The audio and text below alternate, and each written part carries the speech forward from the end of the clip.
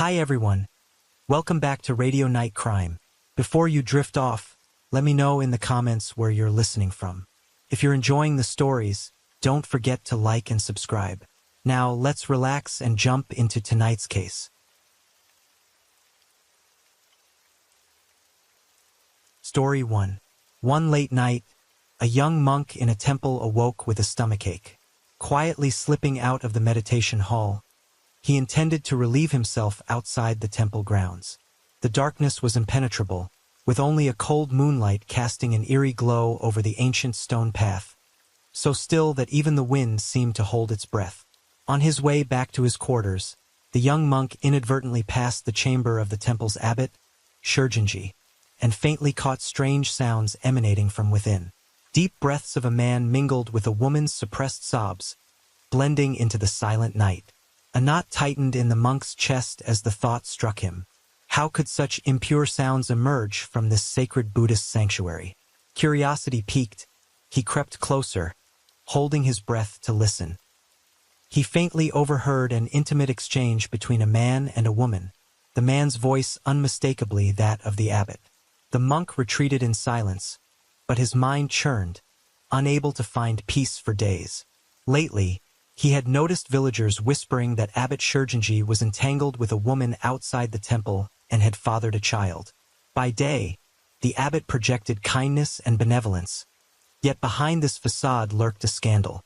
Torn by doubt and fear, the young monk dialed the police to report the abbot's behavior. Upon receiving the call, Fujian police refrained from immediate action. A lone monk's testimony wasn't enough to warrant prosecution. Instead, they opted for a discreet investigation into the abbot's identity and background. Who was this abbot? What was his story? What dark secrets were unfolding within these temple walls? Let's travel back to the 1990s to explore the story of Lu Yongxian, then just 22 years old. Born into a poor family, this young man carried an unrelenting drive to overcome his circumstances. After high school, he worked in his hometown. But seeing peers leave for cities in search of better lives, Lu Yongxian began forging his own plans. He set out alone for Tianjin, China, plunging into the vibrant urban current to seize a chance at a brighter future. In Tianjin, Lu Yongxian landed a job at the Fuhua Steel Mill in Jinghai District, a facility founded by Xue Yinfu and his two younger brothers through pooled resources.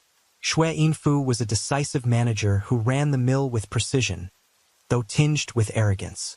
The Fuhua Steel Mill thrived, operating 24/7 with workers on rotating shifts, all under Xue Yinfu's oversight. With little education and few prospects, Lu Yongxian settled for a laborer's role. Initially, life was grueling, hauling heavy steel beams daily, but the young man brimmed with hope. During this time, he met Lu, a girl from his hometown. Shared struggles and a tough life drew the two closer together. Before long, they moved in together, leaning on each other for support. To boost her income, Lu Yongxian persuaded the director to hire Lu at the mill. Though it was only temporary work, it allowed them to share a dorm room. Despite hardships, their life felt serene. Lu Yongxian adored and pampered Lu, unwilling to let her suffer. Learning she admired a dress in a shop, he quietly saved his entire salary to surprise Lu. Lu Yongxian once believed that with persistent effort and savings, they'd build a happy home. Yet as time passed, he noticed changes in Lu. Her attire grew fancier, her clothes more luxurious, and she began wearing costly jewelry. Initially too absorbed in work, he overlooked these shifts. Then a coworker revealed seeing Lu entering and leaving Xue Yinfu's office with an odd demeanor. Suspicion gnawed at Lu Yongxian, his heart thrown into turmoil. Lu no longer resembled the simple, humble girl he once knew. During the 1995 Lunar New Year, Lu Yongxian took Lu back to Hainan to celebrate. On a frigid winter night, a fierce argument erupted on the clay bed in their home. Losing control, Lu Yongxian pressed Lu. Was she involved with the director? Why had she been seen at his office? Cornered, Lu broke into sobs, confessing a shattering secret that left Lu Yongxian stunned. Xue Yinfu had coerced her in his office at the mill. Hearing this, Lu Yongxian felt his world crumble. Rage, humiliation, and helplessness collided, morphing into a deep hatred for Xue Yinfu. This revelation swiftly soured their relationship, with quarrels escalating into physical clashes. Overwhelmed, Lu left home, abandoning Lu Yongxian to drown in despair and fury. On February the 25th, 1995, the 26th day of the first lunar month, a bitterly cold night gripped the region. Fueled by rage, Lu Yongxian boarded a train back to Tianjin, his mind fixated on one goal, confronting Xue Yinfu to avenge what had been done to his girlfriend. As night fell over Tianjin, he slipped silently into the Fuhua steel mill, heading straight for Xue Yinfu's duty room. Pushing the door open, he found the director asleep on his bed. Grabbing a thick steel plate from the corner, Lu Yongxian struck with all his might. Xue Yinfu jolted awake in agony, struggling to resist, but Lu Yongxian's fury overpowered him. The steel crashed down repeatedly, the final blow striking his head. Xue Yinfu's breaths faded, then stopped. Seeing the room awash in crimson, Lu Yongxian realized the enormity of his crime. He dropped the steel and fled in a panic. At this point, Lu Yongxian was nearly consumed by despair, desperately seeking ways to flee Tianjin. In the years that followed, he wandered aimlessly, eventually finding refuge in Hainan, where he lived in obscurity under a false name. He took on any odd job to survive, hauling bricks at construction sites, loading cargo, whatever came his way. But this existence was far from easy. Every glimpse of a police officer, or mention of the old murder case, sent shivers of fear and unease through him. To escape the haunting guilt and relentless pursuit of justice, a thought began to take root. Could shaving his head and becoming a monk be his only way out? To avoid detection, Lu Yongxian remained vigilant, never staying at one work site for more than 3 months before moving on. Eventually, he arrived in Xinyu County, Fujian Province, a remote area far from bustling cities, where small, isolated villagers offered a fleeting sense of safety. One day, he asked an elderly villager if there was a place nearby where he could shave his head and take monastic vows. Seeing his disheveled hair and somber expression, the old man sighed. Lu Yongxian shook his head, suppressing the bitterness within, explaining that he'd endured many hardships and had no remaining worldly desires, only seeking the peace of the Buddhist path. Moved by his heartfelt words, the elder pointed him towards Xin Temple, atop the mountain behind the village, suggesting a revered monk there might take him in. Lu Yongxian followed the mountain trail, at last reaching Xin Temple, nestled deep within a bamboo forest. The temple exuded an ancient solemn beauty, its stone plaque at the gate inscribed with Qin Shi. Entering, he expressed his wish to take monastic vows to the abbot. Seeing his exhaustion and sincerity, the abbot agreed, bestowing upon him the Dharma name Shijianji.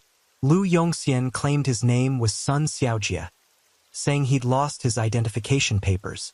He later spent 1,001, about $140, to acquire a fake ID under that name.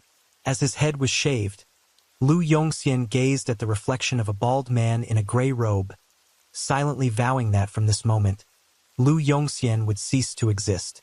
Only Shijianji would remain. He believed he could renounce the secular world and evade the consequences of his past sins. Yet, shaving his head couldn't erase the deep-seated fear and remorse within. Though his scalp was bare, the crime from years ago remained etched in his memory. Shijianji quickly adapted to temple life. His intelligence, eagerness to learn, and diligence earned him affection from others. However, he wasn't content with a quiet, anonymous existence in this small temple. With the aging abbot's support, he was sent to the Guangdong Buddhist Academy to study and refine his knowledge. There, Shijianji absorbed vast amounts of Buddhist scripture and forged connections with influential figures, steadily building a network. He began presenting himself as a devout monk, actively participating in major ceremonies. Years later, while traveling to further his studies, Shijianji learned of the abbot's passing. He rushed back to Fujian, assuming the role of Xian Temple's new abbot, embarking on a fresh chapter with his new identity. With a broad vision, Shijianji gradually expanded the temple's scope. He solicited donations, renovated the grounds, and boosted its prominence. He also took on the role of General Secretary of the fucking City Buddhist Association, engaging in religious activities and becoming a key figure in the local Buddhist community. His reputation spread swiftly, earning reverence from many devotees as an enlightened monk. Yet beneath this glory, the desires within Shijianji stirred anew. He realized that, despite the dangers and uncertainties of his past life, the allure of power and temptation still lingered within him. In the summer of 2010, Xian Temple thrived with incense smoke. Shijianji, then 33, returned from a grand ceremony, the faint scent of sandalwood clinging to him as he strolled leisurely through Fujian's streets. Rather than hastening back to the temple after the event, he chose to wander the bustling city. Though clad in a monk's robe, he was no ascetic seeking to detach from the world. On the contrary, his ambition and desires burned as fiercely as ever. Amid the throng of passers-by, his gaze settled on a youthful figure. It was Guo, a recent college graduate stepping into the world. Her delicate features and bright, curious eyes stood out in the crowd. In her early 20s, Guo face carried a hint of naivety, as if shadowed by uncertainties about her future. That innocence and vulnerability captivated Shijianji. Approaching her, he drew on years of Buddhist insight, speaking in a calm, resonant tone. Guo sensed a mysterious strength in this middle-aged monk, as if he could peer into her inner worries. Shijianji adeptly gauged her emotions, weaving Buddhist philosophy to comfort and encourage her, swiftly winning her trust. After several meetings, Shijianji began preaching to Guo about the purity and liberation of Buddhism, subtly suggesting she shave her head and take vows to escape worldly troubles. At first, she hesitated, but his persuasive words and psychological sway eventually prevailed. She believed this revered monk could guide her to true inner peace. Yet Shijianji's motives weren't so pure. Arranging for Guo to take vows was a pretext to keep her close, creating opportunities for private encounters. He allowed her to stay at Shirin Temple, maintaining a facade of master-disciple propriety by day. But under the cover of night, he secretly visited her, indulging in forbidden intimacy. The clandestine relationship stretched on for years. To secure Guo trust in their future, Shijianji painted a picture of endless prosperity. He promised that as long as she stayed by his side, she'd live in abundance. Meanwhile, he discreetly purchased properties in Fujian, Shenzhen, and beyond, laying the groundwork for an eventual escape plan. As time passed, Guo transitioned from temple life to becoming his lover, leaving the monastery behind to chase an urban dream in Shenzhen. Shijianji knew that his monk persona alone couldn't sustain their future. To shield their affair from exposure, he resorted to an old trick, illegally acquiring another fake ID under the name Lu Wei. For years, Sun Xiaojie had been a pseudonym used alongside his monastic title, Shijianji, allowing him to travel freely across the country. The Lu Wei identity, however, enabled him to legally marry Guo, forging a stronger bond. Unwilling to let his children bear the Sun surname, he registered their marriage as Lu Wei and Guo. With this intricate web of aliases, Shijianji shuttled between cities, using fake identities to buy homes and invest without arousing suspicion about his true origins. Backed by her monk husband, Guo transformed completely, shedding any lingering desire to live as a nun. She settled into a lavish life in Shenzhen, residing in a luxurious home with maids, draped in designer clothes, handbags, and chauffeured in a car worth over $100,000. Occasionally, she posed as a nun to visit temples with Shijianji, the pair masterfully deceiving the public, while secretly raising 2 children and sustaining their hidden marriage. To provide this opulent life for Guo and their kids, Shijianji intensified his pursuit of wealth. His knack for enrichment rivaled even the most corrupt officials. Outwardly, the revered monk maintained a facade of simplicity and purity. Inwardly, he amassed a fortune. Many might wonder, how did he build such wealth? And the answer is straightforward. He exploited his status in the Buddhist community and the devotion of its followers. Shijianji wove a vast business network. As General Secretary of the fucking City Buddhist Association and abbot of multiple temples, he frequently led ceremonies and preached to devotees. Seizing these opportunities, he promoted himself as an enlightened monk, claiming he could ward off misfortune and resolve ill fate. Believers flocked to him, eagerly donating money to seek blessings for family safety and career success. Shijianji deftly funneled these funds into private accounts, laundering them through companies he controlled for investment. He purchased a high-end villa in Shenzhen, a seaside mansion in Fujian, and even properties in Hong Kong. To conceal his vast fortune, he registered all assets under Guo Xiaomei's name, while maintaining a humble image, driving an old car between the temple and city.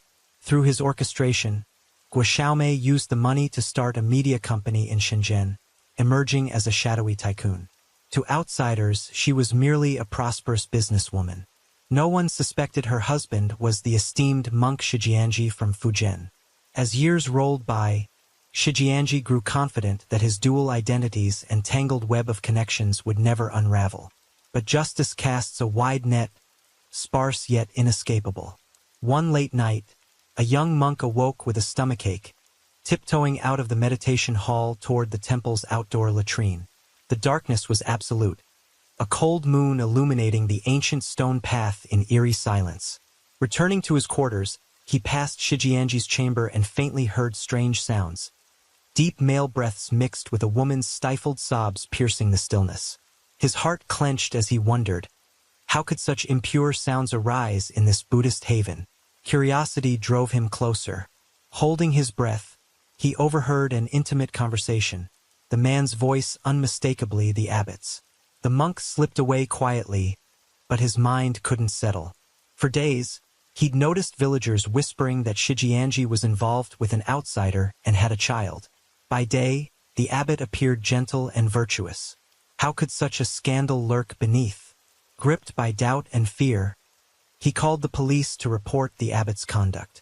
Fujian police, receiving the lone monk's testimony, held off on immediate action, lacking grounds for prosecution.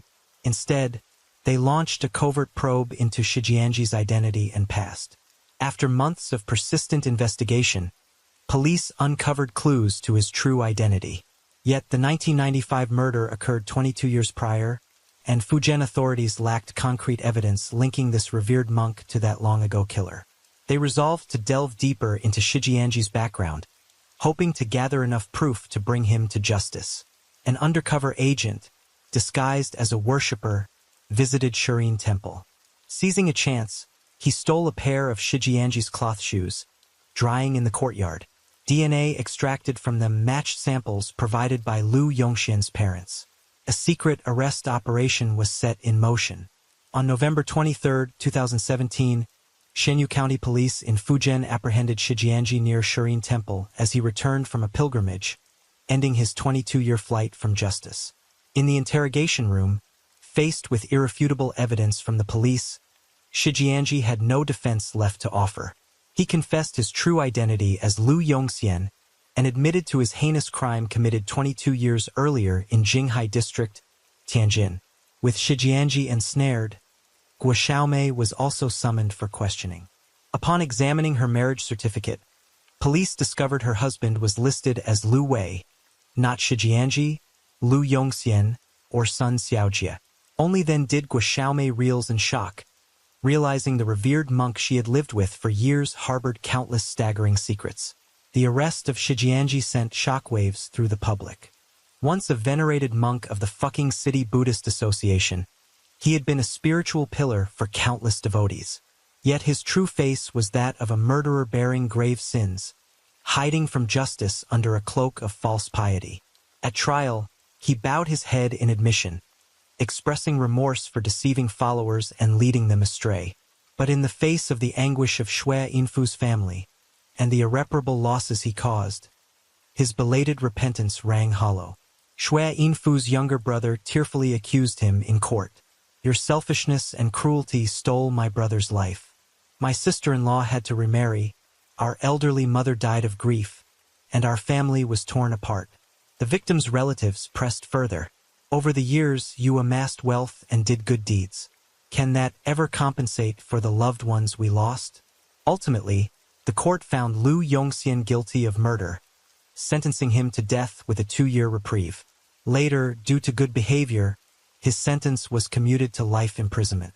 Shixianji's life was a turbulent saga, from a poor rural youth to a revered monk, then a convicted felon.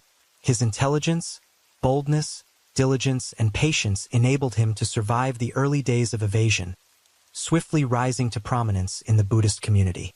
Yet his warped mindset and ruthless tactics plunged him into an inescapable abyss of crime. A monk should renounce worldly temptations, cultivate virtue, and root themselves in compassion. Instead, Shixianji exploited Buddhism's sanctity, abused the trust of devotees, and turned a place of purity into a tool for profit. Life's journey may be long, but the path of karma stretches further still. He once believed he could outrun his past, but 22 years later, justice caught up. This is the law of cause and effect. No one escapes its reach. Shixianji's tale serves as a stark warning. No matter how meticulously one disguises their sins, they cannot remain forever shrouded beneath a monk's robe. Virtue begets virtue, and evil reaps evil. In time, truth emerges, casting light on even the darkest corners.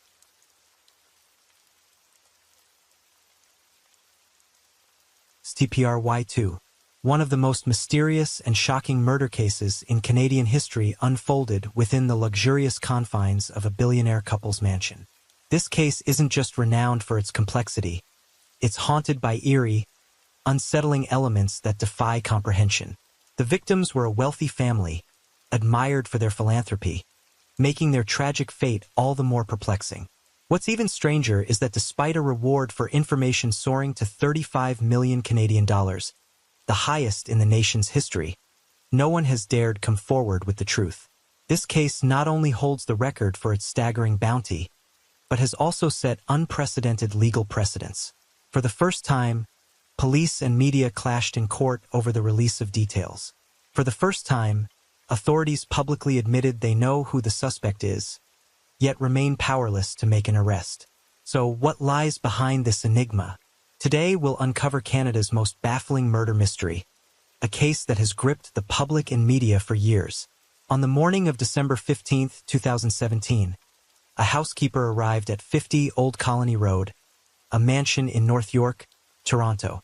This affluent neighborhood is known as a haven for the city's elite, including many prominent Jewish families. It's also one of Toronto's safest areas, regularly patrolled by police. Finding the front door unlocked, the housekeeper wasn't alarmed, assuming the owners had left it open after a morning walk. About half an hour later, the gardener arrived to clear snow, despite the winter season requiring little yard work. Suddenly, a real estate agent appeared with 2 prospective buyers to tour the mansion, listed for 6.9 million Canadian dollars. As they explored, the agent noticed scattered papers and a pair of gloves near the indoor pool area. Approaching to turn on the lights, she froze in horror. The homeowners sat motionless on the pool's opposite edge. At first, she thought they were practicing yoga after a swim, but their unnatural stillness sent a chill through her. Stepping closer to check, she discovered both were dead, posed in a bizarre manner. Leather straps encircled their necks, the other ends tied to the pool railing, propping their bodies upright. Overcome with terror, the agent ushered her clients upstairs and informed the housekeeper of the deaths. The gardener rushed down to verify and recoiled at the same grim sight. He immediately called the police. When officers arrived, they identified the victims as Barry Sherman, 75, and Honey Sherman, 70. Based on neck marks and the purplish hue of their skin, police suspected death by strangulation. Autopsies confirmed they had been dead for hours. The couple had been deceased for at least 30 hours before discovery, with the crime scene centered beside their indoor pool. They were last seen alive on the evening of December 13th.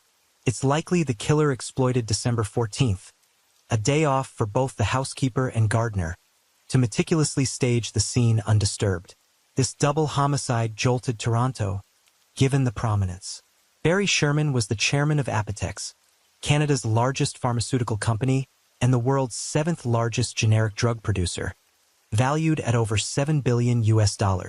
Honey Sherman was a celebrated figure in Toronto's high society and charity circles, often leading fundraisers for children's hospitals and events tied to the Canadian Prime Minister. The Shermans wielded influence in business and politics through vast wealth and strong backing from the Jewish business community. Following news of their abrupt deaths, major Jewish families across North America expressed profound sorrow. Some even flew to Toronto on private jets to bid them a final farewell. However, the swiftest reaction came from Toronto's media. Just one day after the murders, the Toronto Star, the city's highest circulation newspaper, published a front-page story, quoting an anonymous police source, suggesting it was a case of murder-suicide. Though the article didn't specify who killed whom, readers inferred that Barry had strangled his wife by the pool before taking his own life. This report enraged the Shermans' 4 children. They insisted that their parents, who had lived harmoniously for decades, could never harm each other. They condemned the police conclusion as hasty and hiring Toronto's top lawyer, Brian Greenspan, to demand an explanation and an apology. Brian Greenspan, known for his steep fees but stellar results, put Toronto police in a bind. The force denied officially endorsing the murder-suicide theory and launched an internal probe to identify the leak. Simultaneously, they sued the Toronto Star for obstructing justice. Reporter Kevin Donovan, who penned the piece, defended his stance by invoking press freedom and the public's right to know. This lawsuit marked the start of a marathon legal battle between Donovan and Toronto police. At a subsequent press conference, police didn't retract their hypothesis, citing no evidence of a third party at the scene. The doors were intact and the bodies bore no signs of a fierce struggle. They speculated Barry may have lured Honey to the pool, caught her off guard with a fatal strangling, then followed her in death out of guilt. Outraged by the police's handling, the Sherman family leveraged their wealth to assemble a private investigation team within a day, comprising detectives, former officers, and forensic experts, led by Brian Greenspan. A week later, this team proactively contacted the Toronto Star to reveal a series of case discrepancies. They discovered that beneath the belts around the victims' necks were narrower ligature marks, inconsistent with the belts suggesting a thinner, sturdier cord as the true murder weapon. Additionally, both victims' wrists showed traces of being bound with a similar cord, yet no such item was found at the scene. Most critically, based on Barry Sherman's height, weight, and the belt's length, experts concluded his seated posture couldn't have resulted from self-strangulation. If it were suicide, had he hanged himself elsewhere? Then somehow, as a lifeless body, positioned himself upright by the pool? Addressing the absence of third-party evidence, the team argued the killer meticulously wiped away fingerprints. Footprints and tire tracks outside were erased by the diligent gardener clearing snow. The gloves and scattered papers, disturbed by the careless real estate agent, further obliterated clues from the perpetrator or victims. Yet, the investigators uncovered a shattered phone belonging to Honey Sherman on the upstairs bathroom floor, suggesting she tried to call for help before being thwarted. This finding directly contradicted the police theory that Barry lured her to the pool and killed her. These revelations compelled Toronto police to shift their stance, officially classifying it as a double homicide. By then, over a month had passed since the murders. In that time, the Jewish community held a massive funeral, attended by over 1,000 mourners, including Canada's Prime Minister, Ontario's Premier, and Toronto's Mayor. The funeral rivaled a state affair. The Shermans' eldest son spoke on behalf of the family, his voice breaking as he recalled his parents' stern yet loving care, and their immense contributions to public health and charity. His frequent pauses, choked by emotion, stirred both tears and sorrow among attendees. Barry and Honey Sherman's sudden deaths left many baffled. How could anyone so brutally target such a couple? Yet, were they truly as flawless as their son and community portrayed? When police declared it a homicide and appealed for public tips, an unexpected figure emerged, unabashedly hostile toward the couple. This person openly branded them greedy, ungrateful, and deserving of death, even asserting their demise was too lenient. Carrie Winter, Barry Sherman's cousin, didn't mince words. Their heads should have been twisted off and kicked like footballs. To Carey, Barry was a curse, tainting everyone he touched with misfortune. This deep-seated enmity stemmed from pivotal moments in Barry's rise to success. The story begins in the 1950s. Barry's father ran a zipper manufacturing plant in Toronto. Business was thriving until he suddenly died of a heart attack, leaving behind a widow and Barry, not yet 10 years old. The cutthroat business world offered no reprieve, and competitors swiftly seized the company's shares. Desperate, Barry's mother took him to her brother, a pharmaceutical company owner, for support. Despite relying on her family, Barry's uncle treated him like his own son. He covered all of Barry's education and living expenses and mentored him in the pharmaceutical trade, letting him learn hands-on in the company's lab from a young age. With innate talent, Barry excelled, graduating top of Ontario's provincial exams and acing every subject. This stellar record secured his admission to the University of Toronto to study engineering. Though busy with academics, Barry spent every break working at his uncle's company, becoming a vital asset. Yet at this stage, he harbored no entrepreneurial ambitions, content to pursue a researcher's life. After earning his bachelor's, he chased a PhD in astrophysics at the Massachusetts Institute of Technology. But tragedy struck his uncle's family. In 1965, his aunt died of leukemia. 17 days later, overwhelmed by grief, his uncle succumbed to a heart attack. Both were barely over 40, leaving behind 4 young children, including Carey, who would later become Barry's bitter rival. In his will, Barry's uncle entrusted him with the pharmaceutical company and the care of his 4 children, tasking Barry with preserving the business until they came of age. Barry was just 23. The children were soon sent to live with their maternal grandparents in Italy, not returning to Canada until over 20 years later, in the early 1990s. Upon their return, they found their father's company no longer existed. In its place stood Apotex, a pharmaceutical titan dominating Canada's generic drug market. Barry, the once shy, reserved boy, had transformed into a powerful medicine mogul. In 1972, the company Carey's father left behind, plagued by prolonged losses, was acquired by a Quebec-based pharmaceutical firm. Apotex, now a giant, was founded by Barry Sherman years later. Barry insisted Apotex bore no connection to the old company, neither in products nor markets. Still, out of gratitude to his late uncle, Barry financially supported Carey and his siblings.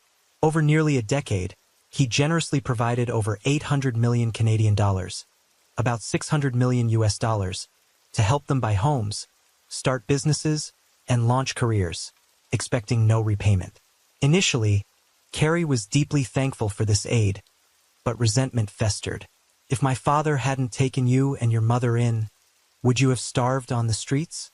Now you're a billionaire, does a few $100 million really repay that debt? Carey's fury erupted when he uncovered his father's original will through his grandmother. It stipulated that each child, upon turning 21, would inherit 5% of the company's shares, 15% total for the 4 siblings. By Apotex's valuation then, this amounted to $1 billion US dollars. Carey confronted Barry with the will, demanding his share. Barry dismissed it outright. Your father's company went bankrupt long ago. Apotex is my creation, built with my money. There's no swapping old for new here. Unwilling to relent, Carey sued Barry, igniting a decade-long legal battle that escalated to Ontario's Supreme Court. Carey lost. The court rejected Carey's $1 billion US dollar claim as baseless, further ordering him and his siblings to repay the 800 million Canadian dollars Barry had given them, plus 300,000 Canadian dollars, about 225,000 US dollars, in legal fees. This ruling turned their relationship into irreconcilable enmity. Upon hearing of Barry and his wife's murders, Carey nearly danced with joy. Today's a beautiful day. Could Carey have been the one who killed Barry and his wife? After months of investigation, Toronto police ruled him out as a suspect. On the night of the murders, Carey was attending an alcohol and drug rehab program with a solid alibi. Moreover, drowning in debt, he lacked the means to hire a hitman. Most crucially, Neither his intellect nor his capabilities matched the sophistication required for such a complex crime. Barry's life was a storm of disputes and litigation. After the murders, police uncovered stacks of files in his office, towering from floor to ceiling, chronicling decades of lawsuits. Some he initiated, others brought against him. At the time of his death, over 100 cases remained unresolved. Many wondered why a pharmaceutical magnate would be entangled in so many legal battles. The answer lies in Barry Sherman's business of generic drugs. Drug development is shielded by intellectual property rights, granting exclusive patents for 10 to several decades. Only after these expire can other companies produce and sell identical formulations. Yet, generics, often sold under different names, can cost 20% less than originals, sometimes even half the price. This allows original manufacturers to recoup investments first, then opens benefits to all. In reality, the active ingredients in drugs are well known within the industry. No public formula is needed to replicate near-identical versions. However, intellectual property laws deter such moves, keeping intentions at bay. Barry exploited this loophole. He directed his research team to tweak formulations by adding 1 or 2 new ingredients, creating new drugs that sidestepped patent violations. It's akin to mixing half a glass of Coca-Cola with half a glass of Sprite. Could you still call it Coca-Cola? But this blatant encroachment on competitors' rights inevitably sparked lawsuits. Smaller firms followed suit, producing knockoffs of his knockoffs, forcing Barry to expend time and energy battling them in court. So, could a rival have sought to eliminate him once and for all? Police criminal psychologists deemed this unlikely. A hired killer motivated by profit would have executed a clean, swift job, not lingered for hours, meticulously staging a bizarre ritualistic scene. This suggested a deeply personal vendetta beyond mere money, one that craved not just their deaths, but their humiliation in death. Given Barry's wealth and influence, police initially focused on him, suspecting someone aimed to seize his assets. But as they dug deeper, a new theory emerged. The true target might have been Honey, with Barry as a secondary casualty. Honey, too, carried Jewish heritage, but her life was far less cushioned than her husband's. She was born to Holocaust survivors who endured unimaginable horrors, entering the world as and in a bleak Austrian refugee camp just after the war. When her family relocated to Canada, she chose the name Honey, a quiet wish for a life as sweet as the name implied, a stark contrast to her parents' bitter past. Yet that past shaped her. Raised amid their tales of struggle, she learned resilience, courage, and a guarded skepticism that left little room for blind trust. This hardened outlook shadowed her entire life, casting doubt not only on strangers, but even on her husband and their 4 children. Money was Honey's greatest source of security. She didn't just save, she obsessed over cutting costs, even on trivial sums. For instance, their bathrooms stocked free toiletries pilfered from hotels during travels, diluted with water before use. Their clothes were discount finds. The cheaper, the prouder she felt. Even in death, the belts around their necks were thrift store buys from a year prior, costing just 10 Canadian dollars, about $7 for the pair. She marked toilet paper rolls to enforce precise usage. The couple drove a 20-year-old Ford until warned of carbon monoxide risks. Only then did Honey gift Barry a new sports car for his 50th birthday. After a celebratory spin with friends and family, she returned it to the dealership, swapping it for a cheaper used model. This lifestyle hardly befitted billionaires worth billions, resembling instead a modern Scrooge.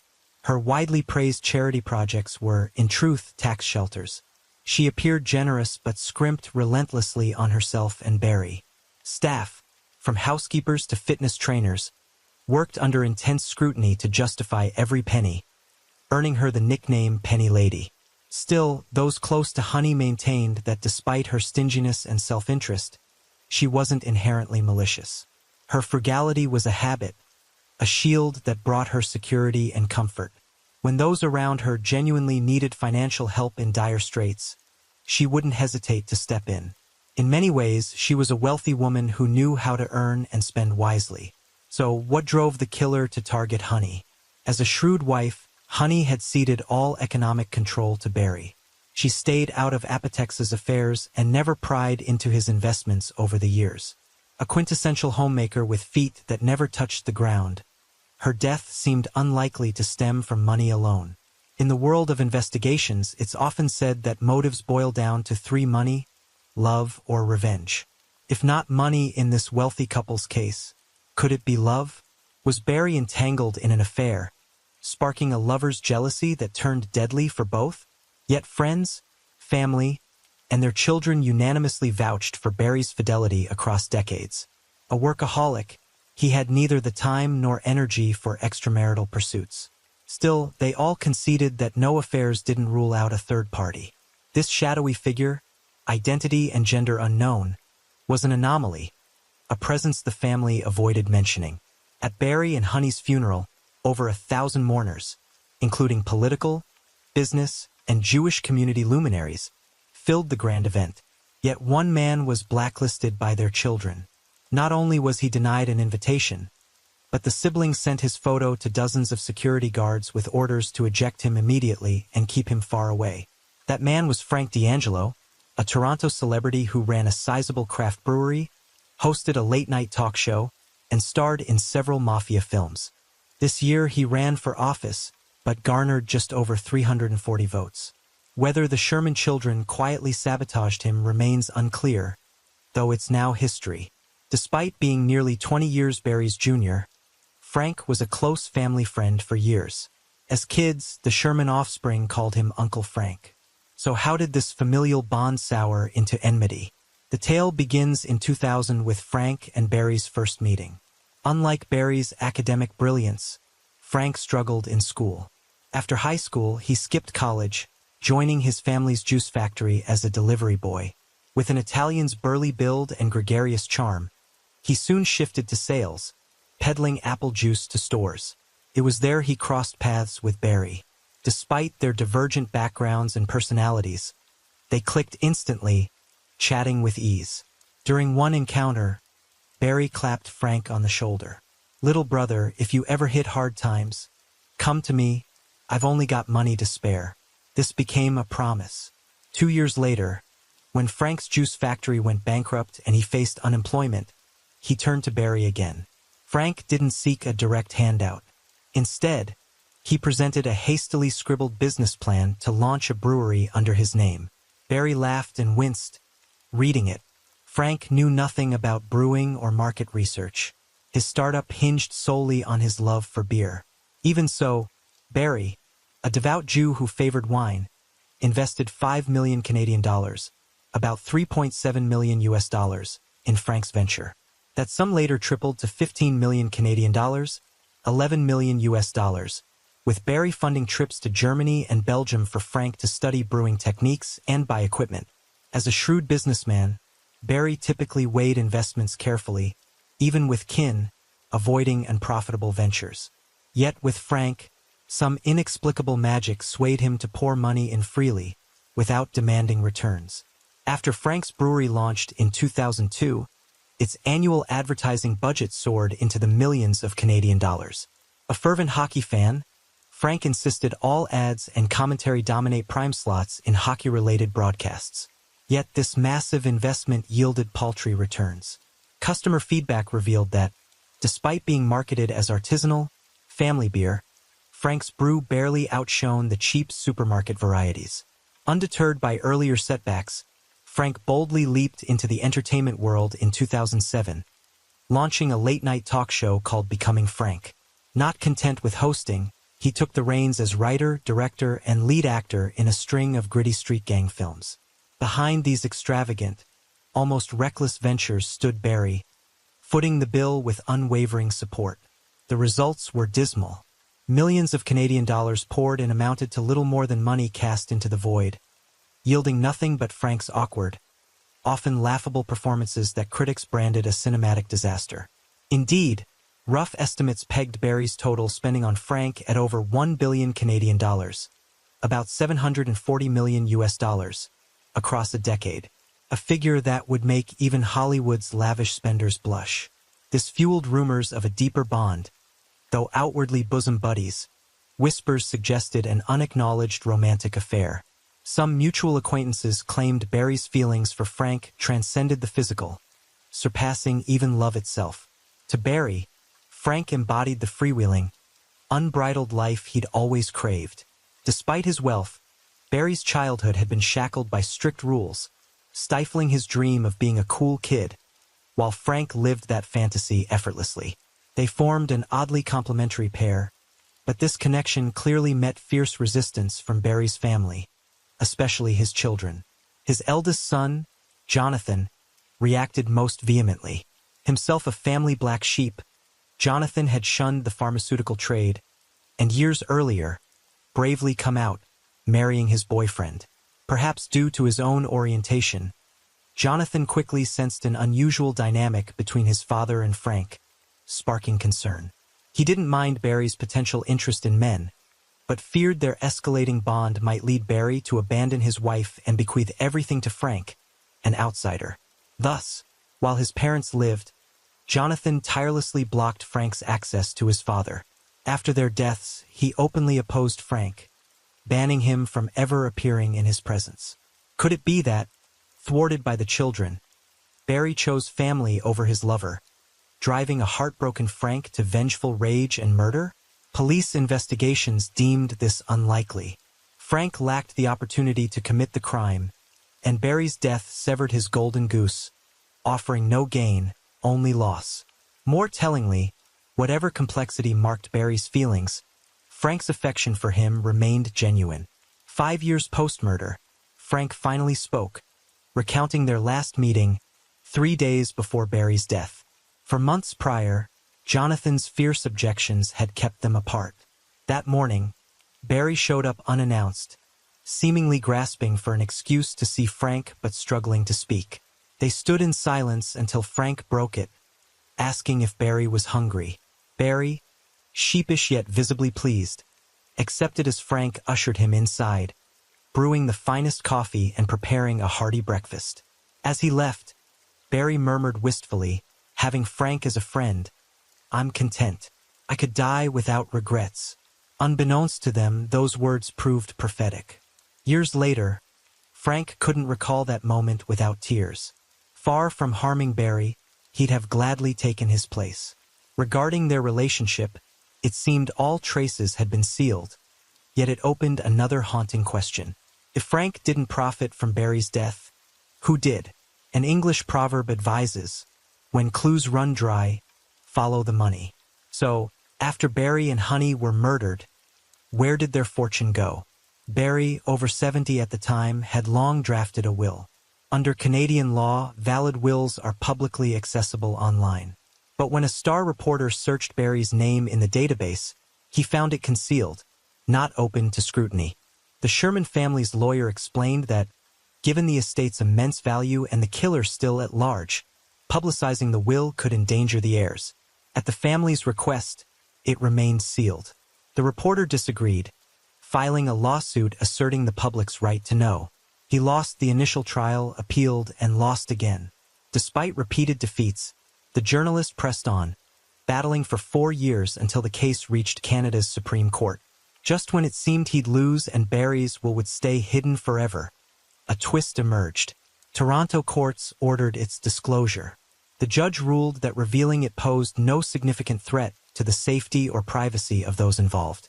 This statement carried dual implications. First, the killer wasn't after Barry's wealth, so exposing the inheritance wouldn't provoke peril. Second, Barry's fortune might already be in the murderer's hands, rendering disclosure moot. The first interpretation widens the suspect pool. The second paints a far more chilling picture. So what did Barry's will say? The reporter was the first to access it, expecting a thick dossier brimming with detailed instructions, lawyer signatures, and notary stamps. Instead, inside the envelope lay a single thin sheet bearing one line. "All my assets I leave to my wife, Honey." After 5 grueling years of litigation, this terse sentence left the reporter bewildered and perplexed. It only deepened his suspicions. Honey had died the same day as Barry, so who inherited their multi-billion-dollar estate? Digging further, he learned that since Honey left no will, the estate, handled by the family trust and lawyer Greenspan, was split equally into 4 parts after processing. Each child received roughly $3.2 billion US dollars. They later sold Apotex to an American firm in a highly lucrative deal, catapulting them into Canada's top 20 richest individuals. Notably, police records revealed Honey had drafted a separate will 6 months before her death. Yet, the night before meeting the notary to sign it, she abruptly changed her mind. The next morning, she drove to retrieve and abandon it. Did that unexecuted will hold clues to the killer or motive? Sadly, that question remains unanswered forever. All related documents, including the draft, were completely destroyed. Astonishingly, this destruction aired live on Canadian television, witnessed by the nation. In May 2019, 18 months after the murders, the Sherman children made 2 striking moves.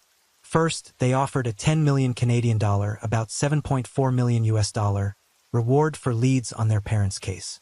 Second, via their lawyer, they announced plans to demolish the murder site mansion within a week, with Toronto authorities' approval.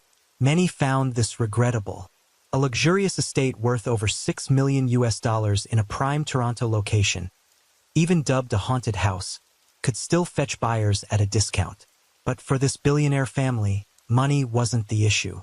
Perhaps they aimed to rebuild or erect a memorial. Instead, they razed the house and everything inside. Furniture, electronics, clothes, personal items, even wall photos, books and decor, all flattened by bulldozers. This baffled onlookers. If the house's status as a crime scene haunted the children, demolition might make sense. But why erase all their parents' belongings? Wasn't anything worth keeping as a memento? Moreover, if those items held case-related clues, wouldn't destroying them hinder the hunt for the killer? Yet the Sherman children heeded no advice. They were resolute in demolishing the house and everything within, as if intent on burying their parents' legacy with it. 2 days after the mansion was reduced to rubble, they sold the land for 4.25 million Canadian dollars, about 3.1 million US dollars. It was clear they wanted no remnant of that place to endure. Meanwhile, the Star reporter fixated on something else. What escaped the bulldozer's wrath? To explore this, we must delve into a tale tinged with the supernatural. 2 days before the demolition, a user named Urban Explorer sneaked into the house.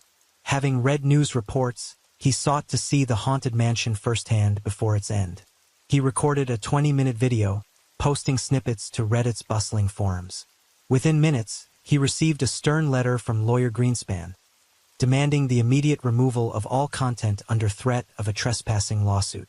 Panicked, he deleted the post and apologized, but kept the raw footage, later sharing it with the Star reporter on the condition it be described in text only. No images released. The video started mundanely.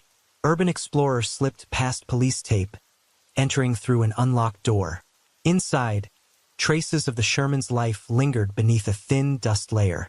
Even an open, half-eaten bag of potato chips sat untouched in the kitchen. Upstairs, the bedroom mirrored this stillness. Pills and a glass of water rested on the nightstand, as if someone might return. The closet brimmed with neatly arranged clothes, mostly Walmart finds, as rumored. No designer labels.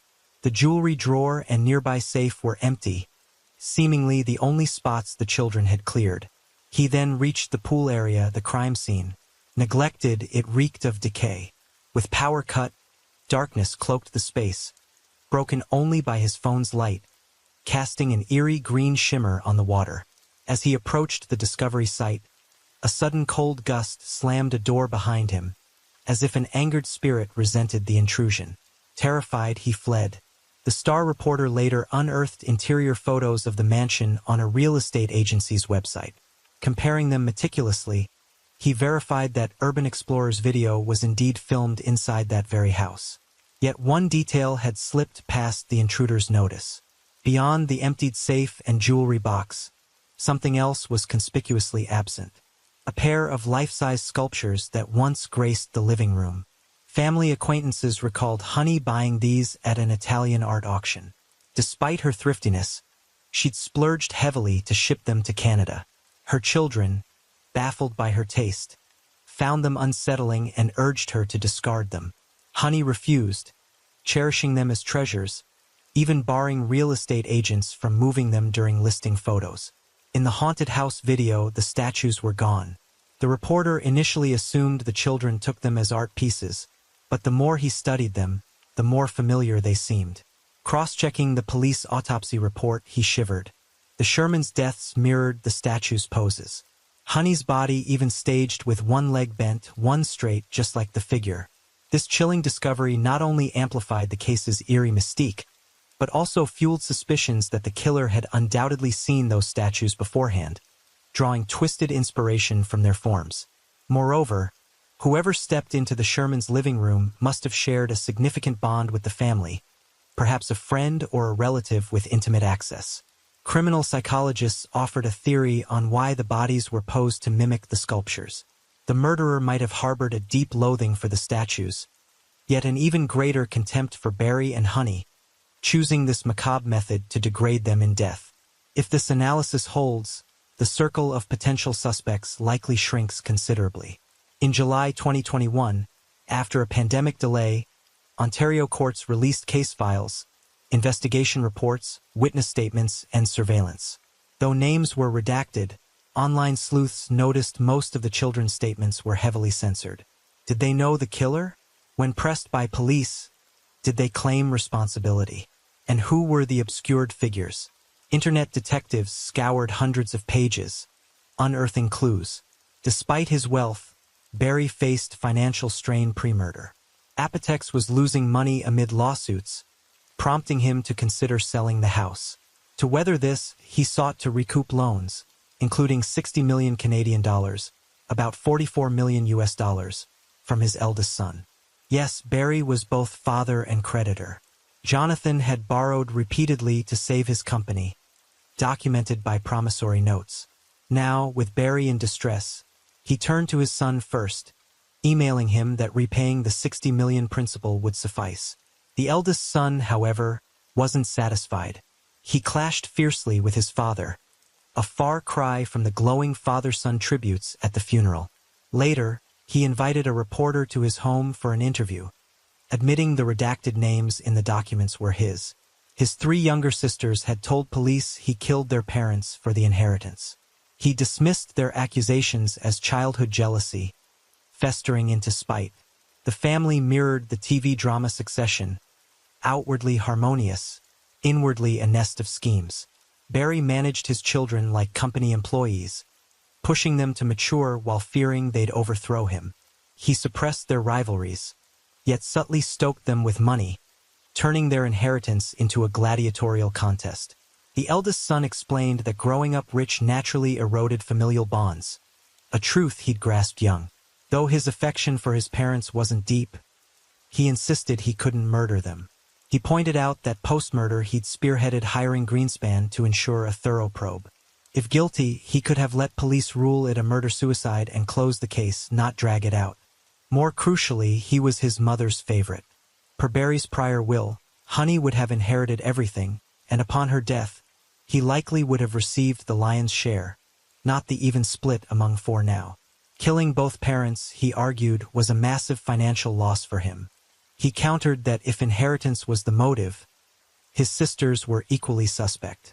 If framed, each sister stood to gain an extra 10 million Canadian dollars, about 7.4 million US dollars. Before such wealth, sibling ties meant nothing.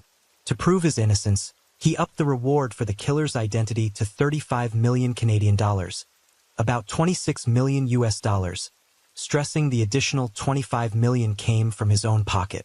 On December 14, 2021, 2 days shy of the case's 4-year mark, Toronto police released a surprise surveillance clip. It showed a man in a black coat hurrying down a snow-laden street.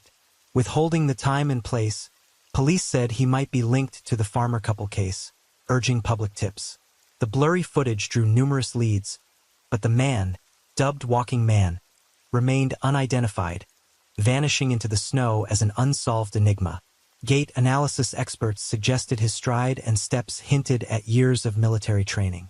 Speculation swirled. A former Special Forces operative? A retired cop turned hitman, hired to kill the Shermans? Some even posited he was a Palestinian agent, avenging their support for Israel. The motive? Spanning money, love, and revenge, now tangled with politics and religion, deepening the case's complexity. Over 5 years on, despite many suspects, no arrests have been made.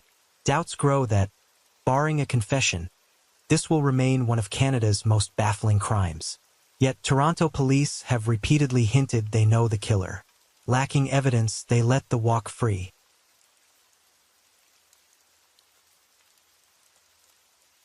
Story 3.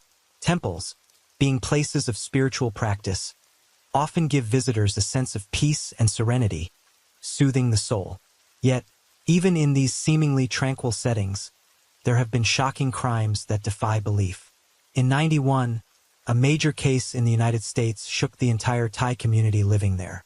Inside the main hall of a temple in Phoenix, Arizona, 9 individuals were discovered dead. Among them monks, nuns, and even children. All of them were Thai. What happened? You're following a sensational case in an American temple. 7 monks were massacred. So, who was the real killer? What Brahmakunaram Temple is located in Phoenix, Arizona? It's a Thai temple that covers a sizable area with various prayer halls. The atmosphere here is serene and peaceful, surrounded by lush greenery, even though it was once desert land. Set far from their homeland, this temple was established and flourished largely through the dedication and faith of its monks. Each day, visitors might observe them performing a range of chores, mowing lawns, sweeping the grounds, and watering the plants. However, something strange happened on August 10, '91. At around 10:30 a.m., Choi Border and Prem, 2 women hired to cook for the monks, found something suspicious. Unlike usual, they couldn't locate any of the monks anywhere on the temple grounds. They initially assumed that perhaps the monks were performing a ceremony in one of the shrine rooms. They began scanning the area and came upon a door right in front of the main hall. When that door opened, they were met with a terrifying sight. 9 victims, including monks, nuns, and even children, lay on the floor in a semicircle. All had been shot in the head.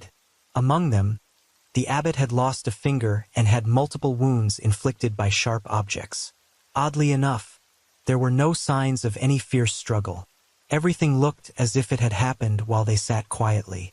Traces of blood on the walls appeared to have been wiped away. The monks' sleeping quarters seemed ransacked, though it was unclear if anything had actually been stolen. The perpetrator had apparently planned meticulously. No fingerprints were found at the scene, likely because the assailant wore gloves. They emptied all the rice from the kitchen pots and used a small fire extinguisher in the temple to destroy the phone. The incident was estimated to have occurred between Thriac and Forakim. Rumors abounded regarding the real cause of this mass murder. Some believed it was perpetrated by a racist group, harboring hatred toward Asians. Others suggested it stemmed from those opposed to the spread of Buddhism in the U.S. And yet another theory connected it to illicit substances. Although the police hadn't released an official statement, they seemed to favor the hypothesis of a robbery. However, it was peculiar that cash offerings in the donation boxes remained intact, and the culprit didn't even bother opening the temple's safe. Many valuable items were left undisturbed. Over 10,000 photographs of the crime scene were taken. 60 police officers were mobilized, assisting until a lead emerged, and in reality, they did discover a vital clue. The firearm believed to be the murder weapon was a Beretta pistol that had only recently been released onto the market prior to the massacre. On September 10, '91, exactly a month after that harrowing day, the police received a mysterious phone call. A man calling himself John hinted to them that they should speak to someone known as Crazy in Tucson. They visited a psychiatric hospital there, but Crazy seemed not to exist. Eventually, the investigators located this mysterious man. His real name was Mike, 24, a psychiatric patient. The case appeared to be deadlocked again, given how difficult it was to glean useful testimony from patients with mental disorders. Yet around noon, the police decided to keep Mike in custody for further questioning. Initially, Mike steadfastly denied all allegations related to the crime. Yet, after 3 days of intense interrogation, he finally confessed to carrying out the murders alongside four others, his neighbors and relatives. One of Mike's alleged accomplices was released the same day because he pled not guilty and had evidence showing he was working in another city at the time of the incident. Consequently, only four suspects, including Mike, remained. They were promptly charged and detained pending trial. This dubious detention triggered widespread anger among local residents who staged protests demanding the release of the four suspects. They pointed to evidence establishing that, on the day of the killings, all four were absent from the scene. Moreover, the presumed murder weapon, a gun, was never found. It begs the question, why did the four not defend themselves to be set free? Why did they appear to accept the police charges? For the following month, regional police received a constant stream of derisive calls from citizens, ridiculing them as no better than psychiatric patients. In the meantime, the four suspects were additionally sentenced to jail for offenses related to drug fraud. On October 23, 1991, the investigative team received another crucial phone call linked to the suspected murder weapon. Turning back to August 20, 1991, 10 days after the massacre, an officer stationed at an Air Force base not far from the temple had spotted a car parked nearby. Police encountered two 17-year-olds, Rolando Carates of Russian origin and Jonathan Duty of Thai descent. Their behavior aroused suspicion, so the military police checked the vehicle's rear seat and found a .22 Marine rifle. However, the teens were promptly released and the gun wasn't confiscated because there was no apparent cause for investigation. On September 10, 1991, the police searched Rolando's apartment and seized the rifle previously discovered, sending it for forensic analysis. On October 23, 1991, the test results confirmed it as the weapon used in the Wat Phram Kunaram murders. Merely 2 days later, at around 8 p.m. on October 25, 1991, two Special Task Force officers sought out the two youths they had met in the car. There, they encountered Alex Garcia, a 17-year-old Mexican-American schoolmate of Rolando and Jonathan. All of them were taken in for questioning. At 9:25 p.m., the interrogation began, with two officers investigating them in shifts. Everything was recorded on tape. 5 individuals were interrogated: Alex, Rolando, Jonathan, and 2 others.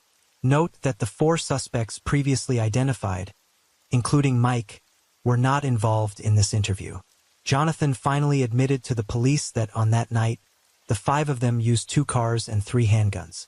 Upon entering the temple, someone burst into the monks' rooms and brought them into the main hall. One monk recognized one of the 5 youths by name and shouted it, startling him. A gunshot rang out. Jonathan claimed he didn't know who pulled the trigger. The 5 fled the room, then drove off in 2 vehicles. Naturally, the investigators doubted Jonathan's testimony was genuine. After 13 hours under interrogation, Jonathan finally conceded that 4 men from Tucson were involved in the crime. Meanwhile, Alex, having bargained with investigators, also acknowledged his role in the massacre. That night, he, Rolando, Jonathan, and 2 other friends went to the temple. They used the weapons to commit theft, and the group of 4 men from Tucson played a part as well. So what truly happened? Based on Alex's confession, Jonathan was the one who orchestrated the temple attack, allegedly because Jonathan's younger brother had once studied there. Alex and Jonathan spent more than 2 months devising the plan before carrying it out. On the night in question, both of them snuck into the temple with 3 firearms. But first, let's learn more about Jonathan. His birth name was Wipolo Kamakaw, originally from Thailand's Korat region. At 8 years old, Jonathan moved to Germany. A few years later, he relocated to the U.S. to live with his mother and stepfather. Jonathan's younger brother was Willapong Kamakaw, also known as David, who had practiced Buddhism at Brahmakunaram Temple. David had been ordained as a novice monk there about 2 weeks before the murders. Jonathan often visited the temple to help his brother with various charitable works, making him quite familiar with the premises. On November 23, 1991, the chief prosecutor dropped all charges against the 4 Tucson suspects, citing a lack of evidence. Over 3 months after their release, these 4 told the media that the police had used extremely harsh interrogation methods, pressuring them to confess to crimes they did not commit. Their bodies were weakened and their mental states perpetually gripped by fear. Subsequently, the former suspects filed a seeking compensation for their lengthy detainment, demanding payouts amounting to tens of millions in Thai baht each. Yet all four lost their case. On May 17, 1993, the trial for the murder of 9 people at Brahmakunaram Temple opened with 2 defendants, Jonathan and Alex. The indictment stated that in the summer of '91, they planned to kill everyone in the temple, stealing and selling valuables to buy a car for about $2,000, plus 6 cameras, a CD player, and 2 DVD players, totaling $2,050. Alex admitted to the crime and claimed Jonathan was the one who devised the plan and used the gun to silence witnesses. The first verdict was delivered with the involvement of 12 relatively young jurors. According to the judgment, the jury concluded that Jonathan was guilty, yet they couldn't be certain whether Jonathan or Alex was truly the mastermind. Ultimately, the judges refrained from convicting the defendants as murderers. Jonathan received a 2 and 18-year prison sentence and Alex got 21 years. But the case didn't end there. A group of monks led by Venerable Metanando asserted that Jonathan was no cold-blooded murderer, yet he was arrested and, they claimed, astonishingly defeated. Later, in '93, attorney Dr. Alan Dershowitz, a law professor at the University of Hawaii, and his team were assigned to the case. A lump sum fee was paid in the amount of 16 million Thai baht, about 11 billion VND, or roughly over $300,000, no matter how many years it would take to resolve. Admittedly, Alan was a highly renowned lawyer whose story was dramatized in the 1990 film Reversal of Fortune. Returning to our case, there are 2 schools of public thought. Besides those who concur that Jonathan and Alex committed the crime, many believe it's implausible for 2 17-year-olds wielding 2 guns to force monks and temple workers to lie prone so they could be shot in the head, with no serious struggle unfolding. The forensic evidence seemed unconvincing too. To use firearms with such precision and skill, the perpetrators would presumably have undergone stringent training beforehand. The average age of these monks ranged from 30 to 40, while the oldest nun was 75, making it highly unlikely that 2 teenagers could overpower them so easily. Moreover, the police uncovered no evidence, such as fingerprints, hair, or DNA, proving the actual presence of the killers at the scene. The biggest issue was whether the defendants' rights were properly explained. If you watch Western TV shows, you've likely heard the phrase, "You have the right to remain silent." Anything you say can be used against you in court. But these 2 boys were taken in for interrogation at age 17, with no parent, guardian, or attorney present. This raises questions about whether their statements were genuine or coerced. Such doubts aren't unfounded, given that the 4 former suspects from Tucson were also arrested and accused without evidence by the same investigative team. Investigators did discover a key piece of evidence at the crime scene, a footprint that matched shoes found at Jonathan's home. Still, that didn't prove Jonathan was the killer, since no legal evidence existed. The conclusion hinged on Alex's statement that Jonathan was behind it all. As mentioned, Alex had apparently arranged a plea deal with the police, offering incriminating testimony in exchange for the lightest punishment by pinning all blame on Jonathan, allegedly labeling him the cold-blooded murderer. Around a month after the Brahmakunaram Temple incident, another crime occurred that drew sharp criticism toward the police. While on a camping trip with his 14-year-old girlfriend, Alex and his girlfriend, aiming to steal $20, shot and killed a young woman. Why would the police strike a deal with someone like Alex? In late 2008, the Ninth Circuit Court of Appeals ruled that the defendants' confessions were not voluntary, but coerced, rendering the case invalid. While this seemed like good news for Jonathan, things weren't so straightforward. In May 2011, prosecutors challenged the ruling at the Supreme Court. Appeal number 9 was reviewed carefully by a large panel of judges, who, in October that same year, upheld the verdict with a vote. However, the Supreme Court declined to re-examine the case. This effectively meant the case had concluded. The defendants had to be declared innocent and released. Or, if a new trial was to commence, investigators needed 2 more years to gather fresh evidence. The second trial ended in a deadlock and was dismissed. A new jury was convened for a retrial.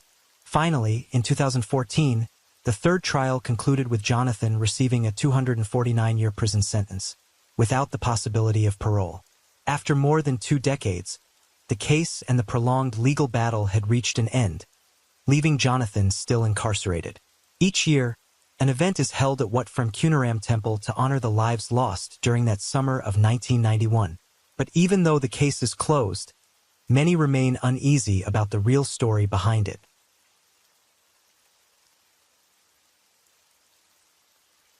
Story 4. Before we start the story, we want to ask you a question. In the process of living with your loved one, have you ever had conflicts?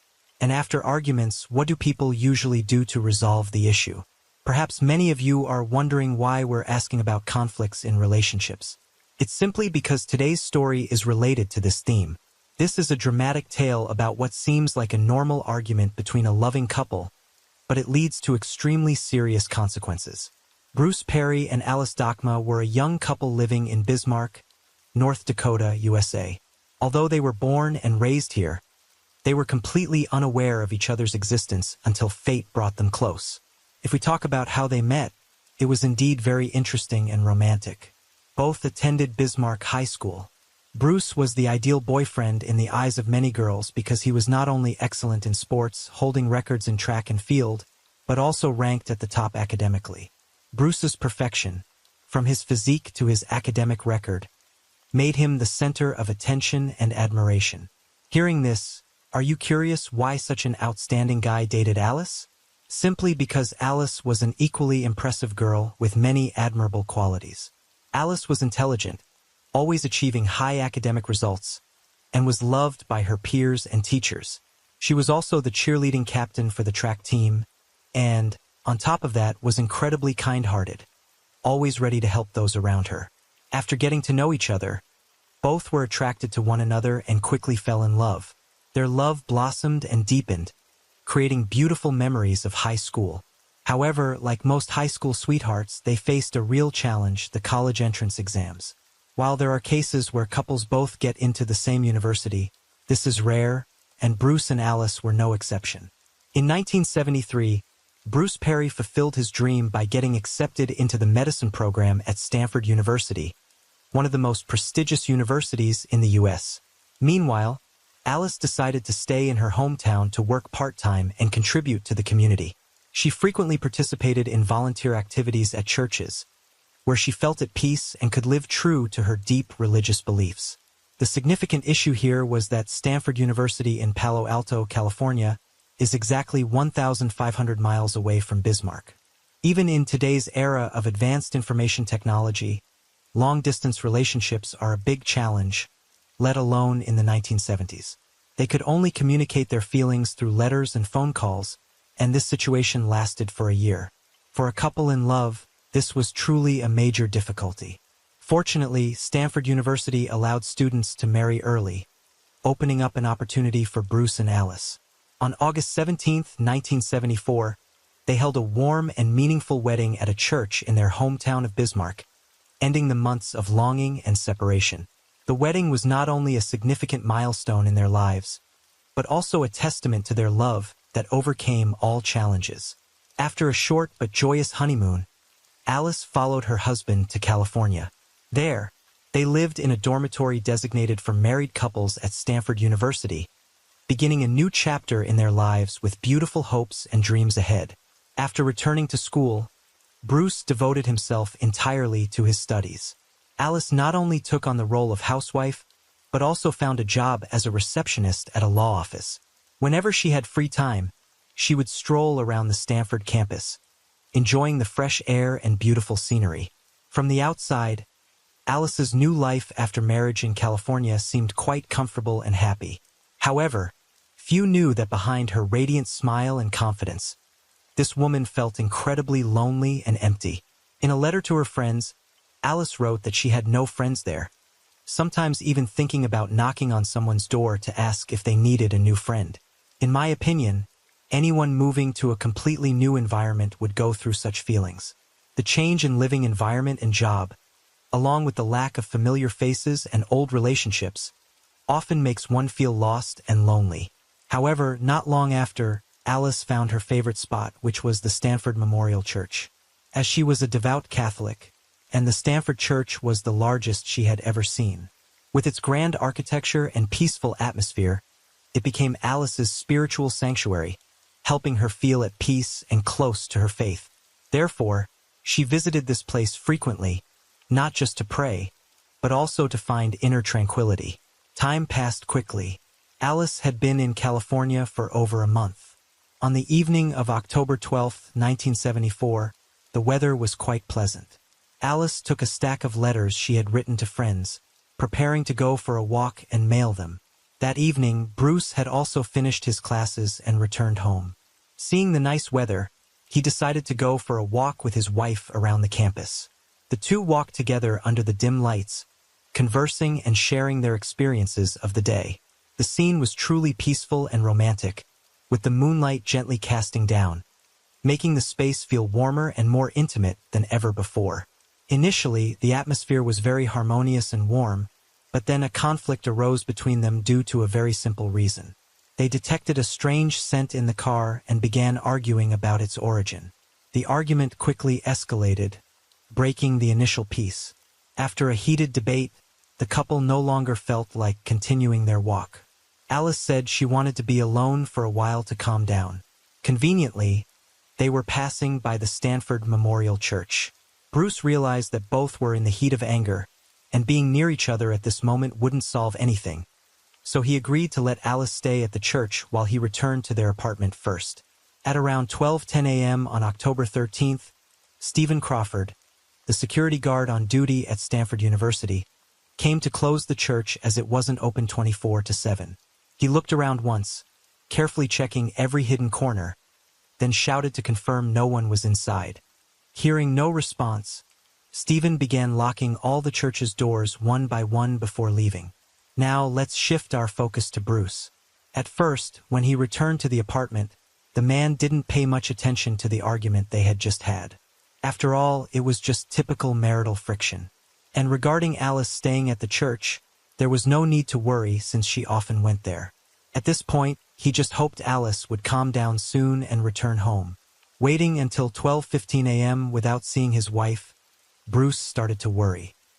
He thought it was impossible for Alice to come home late due to such a minor disagreement. Finally, he decided to leave the apartment to find her at the church. However, upon arriving, Bruce was surprised to find the church closed. He walked around but couldn't see Alice anywhere. At this point, Bruce could no longer stay calm because Alice had only been in California for a month without any family or friends here. Aside from the Stanford Church, she had nowhere else to go. Holding on to a slight hope that Alice might have returned home while he was out looking for her, Bruce rushed back to the apartment. But reality disappointed him.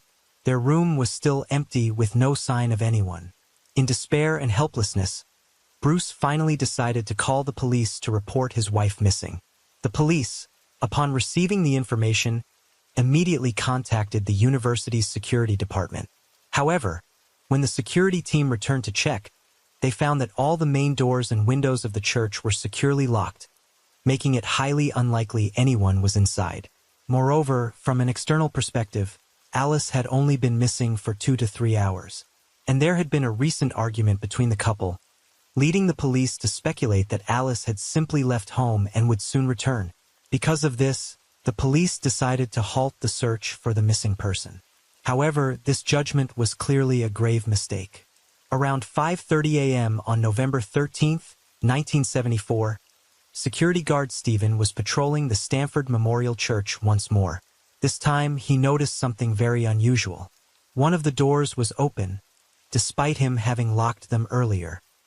His heart pounding, Stephen quickly ran over to check and was stunned to see that the door had been forced open from the inside. The guard was extremely worried, fearing that a thief might have sneaked in, as there were many valuable items inside the church. With these thoughts, Stephen hastily scanned the area once, finally breathing a sigh of relief, as it seemed nothing valuable was missing.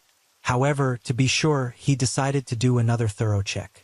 And then he encountered a scene that would haunt him forever. On one of the pews in the church, a woman lay motionless, her face showing severe wounds. The fatal injury was to the head, inflicted by what was identified as an ice scraper. However, even more horrifying was the fact that a long candle had been thrust into the victim's sensitive area, a sight that would outrage anyone who saw it. Stephen felt dizzy, not only because of the brutality of the act, but also because such a horrific event had occurred in the sacred place he was responsible for protecting. He couldn't speak, immediately calling the police. When the police arrived at the scene, they immediately thought of the report of a missing wife a few hours earlier. Hence, they decided to visit Bruce's home to identify the victim. But when they knocked on Bruce's door, they nearly arrested him on the spot. Why? Because behind the door, they encountered a man covered in blood, looking terrifying. Bruce explained that he suffered from a condition where he would get nosebleeds whenever he was stressed or anxious. Thus, the blood all over him was his own. Although the police were unsure whether to believe this explanation, they still asked him to come to the church to identify the victim first. As for the verification results, perhaps you've already guessed. The woman murdered in the church was none other than Bruce's newlywed wife, Alice Decker. Simultaneously, Bruce Perry became the suspect in this case. This wasn't surprising, really, as Alice and her husband had a disagreement before she was killed. Moreover, she had just moved to California and had no complex social relationships. In other words, Alice had no enemies here. Furthermore, Bruce being covered in blood made it impossible for the police not to suspect him. Even though Bruce explained that the blood was from his nosebleed due to stress, the police found this detail too coincidental and hard to believe. All these factors made Bruce the leading suspect in the case. However, after a preliminary investigation, all suspicions about Bruce's involvement were quickly dismissed for the following reasons. First, the blood on him was indeed from his own nosebleed. Second, the police found a very clear fingerprint on the candle that had been removed from Alice's private area, and this fingerprint did not match Bruce's. Third, Bruce easily passed the police's lie detector test. These pieces of evidence cleared Bruce of all suspicion, forcing the police to seek new investigative directions and face the unresolved mysteries of this horrific murder case. At the crime scene, in addition to the details already mentioned, the police found a pillow placed beside Alice's body. On the surface of the pillow, they discovered traces of semen, although there were no signs on the victim's body indicating she had been sexually assaulted. These details suggested that the perpetrator might be a deviant with abnormal and perverse behavior. Moreover, since Alice had only recently moved to California, it was highly likely that the perpetrator was a random criminal without a specific target in mind beforehand. This type of criminal is the hardest to investigate and apprehend. The investigation hit a dead end when the police compared the fingerprint from the candle with the National Fingerprint Database, but surprisingly, it didn't match any known prints. In other words, this criminal had no prior criminal record. On October 15, 1974, exactly 2 days after Alice was murdered, Bruce organized a memorial service for his unfortunate wife at the Stanford Memorial Church. Since Alice had just moved to California and hadn't made many friends, attendance was sparse. Besides Bruce and Alice's parents, only a few colleagues from her law office were present. However, during this memorial, a strange event occurred that left everyone in shock. One of Alice's former colleagues, who put seeing Bruce, said something odd. "So, you're Alice's husband? Then who was the man who came looking for her at the office the other day?" Hearing this, Bruce was extremely confused and didn't understand what was happening. He explained to the colleague that he had never gone to the office to look for Alice because she had always instructed that she didn't want family visits during work hours, worrying it would leave a bad impression on her colleagues. This information quickly caught the attention of the police, and after a series of questions, they finally got to the bottom of the matter. According to the colleague's recollection, on the day before the murder, a man had come to the law office to see Alice. He appeared to be in his early 20s, about 6 feet tall, slightly overweight, with distinctive blonde hair. The colleague recalled that the man had stood outside the office talking with Alice for about 15 minutes, both with serious expressions. So he didn't feel it appropriate to inquire further. However, he vaguely guessed that this stranger might be Alice's newlywed husband, which was why he asked Bruce about it at the memorial. Unfortunately, This new lead not only didn't advance the investigation, but also brought criticism upon the police team handling the case. The reason was that they did not investigate this significant clue more thoroughly. The police were also frustrated with this criticism. They explained that it wasn't that they didn't want to solve the case, but that there was no basis for conducting the investigation. The reason was that the colleague's description of the suspect was very vague, and within Stanford University alone, there could be numerous people fitting that description.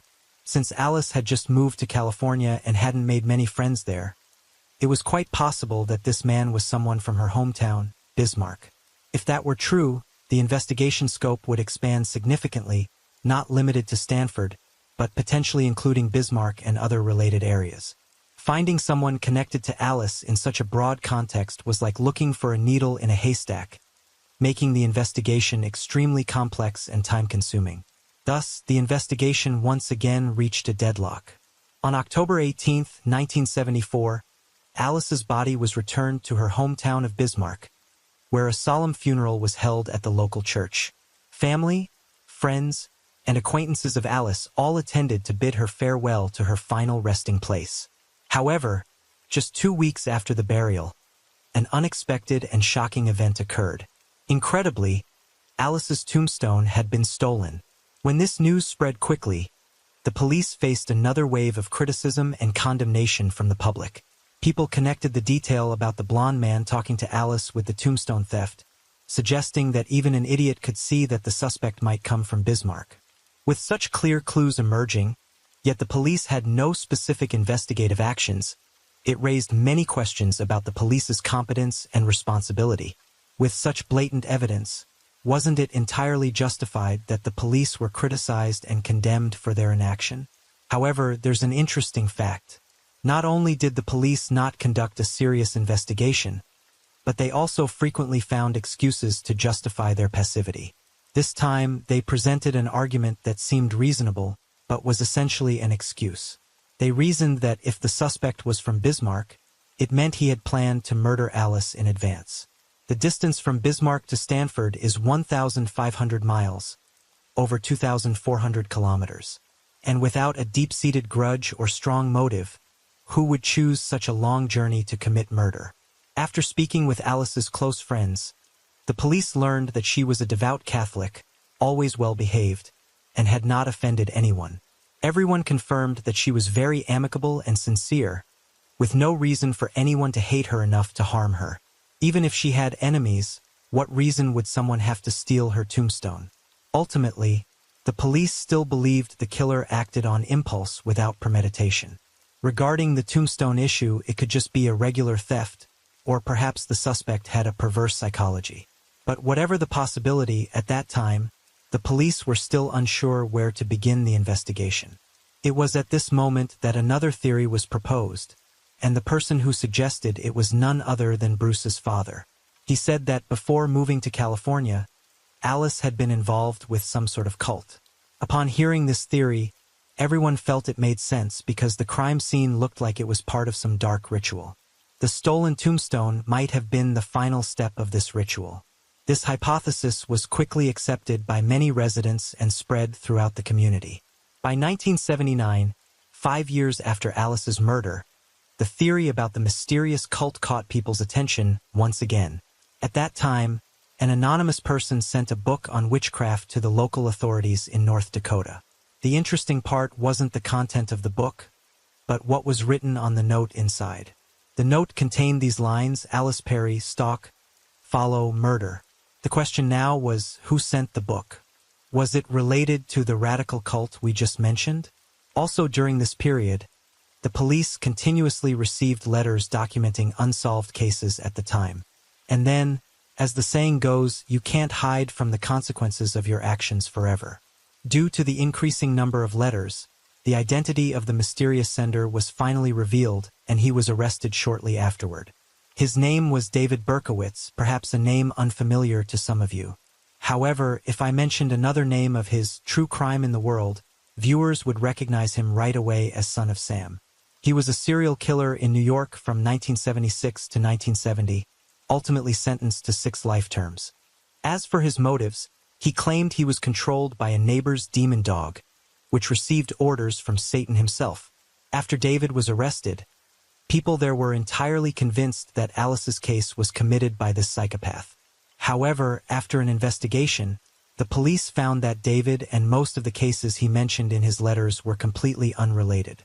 His purpose in sending those letters was to become the center of attention. Simply put, he was just a madman. Although many years later, some crime enthusiasts proposed various theories, the murder of Alice still remains unsolved. As for Bruce Perry, he decided to remarry after his wife's death and also excelled in obtaining his medical doctorate, eventually becoming a young psychologist. Time passed quickly, and in the blink of an eye, more than 40 years had gone by since the crime occurred. When everyone almost thought that Alice's death would never find its perpetrator, a crucial piece of evidence emerged. The appearance of this clue reignited hope and revitalized the investigation, posing a big question. Was the final answer very close or still far away in the shadows of time? Many of you must be wondering why the case wasn't solved right after it happened, but had to wait over 40 years for a new breakthrough. The reason is actually quite simple. Do you remember the pillow found beside the body? At the time, the police discovered semen on the pillow, and it was this that provided the key to this significant clue. At the time of the incident, forensic science was very primitive compared to now, where extracting DNA is as easy as turning over one's hand. However, even if DNA could be extracted, a suspect was needed for comparison, and as we all know, this case had no suspects. So where could the answer be found? Now let's review the entire case. Did anyone notice anything unusual throughout today's story? There's something quite notable. All the evidence, from the pillow to the semen sample, pointed towards one direction, the church grounds. Could something significant have been overlooked? Or do we need to re-examine these details more thoroughly? Initially, there were two people who reported the incident. The first was Bruce, who reported his wife missing, and the second was the security guard, Stephen, who discovered the crime scene. But strangely, only Bruce was suspected by the police, while Stephen was barely mentioned in this case. As you've seen, the entire case revolved around the church. Stephen was not only the one who reported the incident, but was also present throughout the event, since the Stanford Church was under his supervision. So why wasn't he suspected like Bruce? More than 40 years later, in 2018, the head of the police handling this case finally explained the reason. Actually, from the beginning, Stephen was among the main suspects. But at that time, they couldn't find crucial evidence to prove he was the perpetrator. To avoid disrupting the investigation, they didn't publicize this information. In April 9th, Stephen was arrested again by the police for stealing items from Stanford University. This man would steal wherever he went, amassing hundreds of items from the university. Although the theft only led to a short prison sentence, during this process, the police obtained his DNA sample. Many years later, in 2018, thanks to significant advancements in technology, forensic experts finally matched the DNA from the semen on the pillow with Stephen's DNA, with a perfect match. This confirmed that Stephen was present at the scene and directly related to Alice Perry's case, opening up a new and shocking dimension in the decades-long investigation. However, ultimately, Alice's murder was still classified as an unsolved case, all because of a mistake on the part of the police. Over the 40 years since the crime, forensic scientists had compared DNA samples multiple times. However, in the early years, DNA technology was not fully developed, leading to results that were not entirely accurate. Although this evidence was very useful for increasing the precision of identifying suspects, it could not be considered decisive evidence, and the police, upon receiving incomplete comparison results, immediately summoned Stephen, which alerted the suspect to the danger. On June 28, 2018, with the support of DNA evidence, the police filed for the arrest of the suspect. Around 9:05 a.m. that day, they knocked on Stephen's apartment door, but he refused to open it. In this scenario, the police had to break in. However, they found Stephen holding a gun. While they were contemplating the next step and how to proceed, suddenly a gunshot echoed through the room. Stephen had chosen to take his own life. By now, you must understand why this case remains unsolved, right? Although DNA evidence in Stephen's suicide in a way confirmed he was Alice's killer, his death took with it too many mysteries that will never be solved. Cases left unsolved often attract more attention than others, but in reality, they just lack a definite answer. Sometimes the truth is right before our eyes, simpler than we speculate. Alice's case is a prime example. Through today's story, the True Crime in the World team wants to convey a message to our subscribers. No matter how complex and challenging life might be, patience and determination will always be the keys to overcoming all obstacles. Never give up on believing in yourself and your capabilities.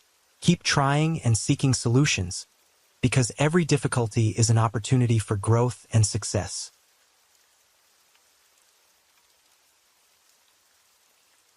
Story 5.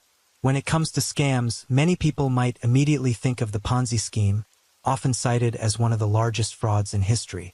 Today, however, we'll explore a different case. With its massive scale and billions of dollars involved, this incident stands as a rare anomaly in history. With a glamorous appearance and visions of a vibrant future, this woman lured tens of thousands into a high-stakes financial game. In reality, she had constructed a virtual multi-level marketing scheme based on cryptocurrency, promising exorbitant profits to attract participants. Hundreds of thousands of people worldwide trusted and invested substantial sums into this project. When the bubble burst, thousands were left penniless. Their lives turned upside down. Many families were shattered due to enormous debts. The mastermind quickly vanished, leaving behind a case that sent shockwaves through the international community. Currently, the U.S. Federal Bureau of Investigation, FBI, is aggressively pursuing her, offering a substantial reward for any information leading to her capture.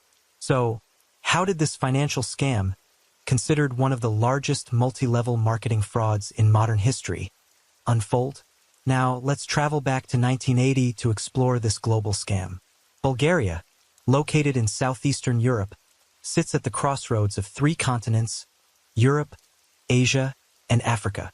With a history marked by numerous upheavals, this country carries a distinctive and complex cultural identity.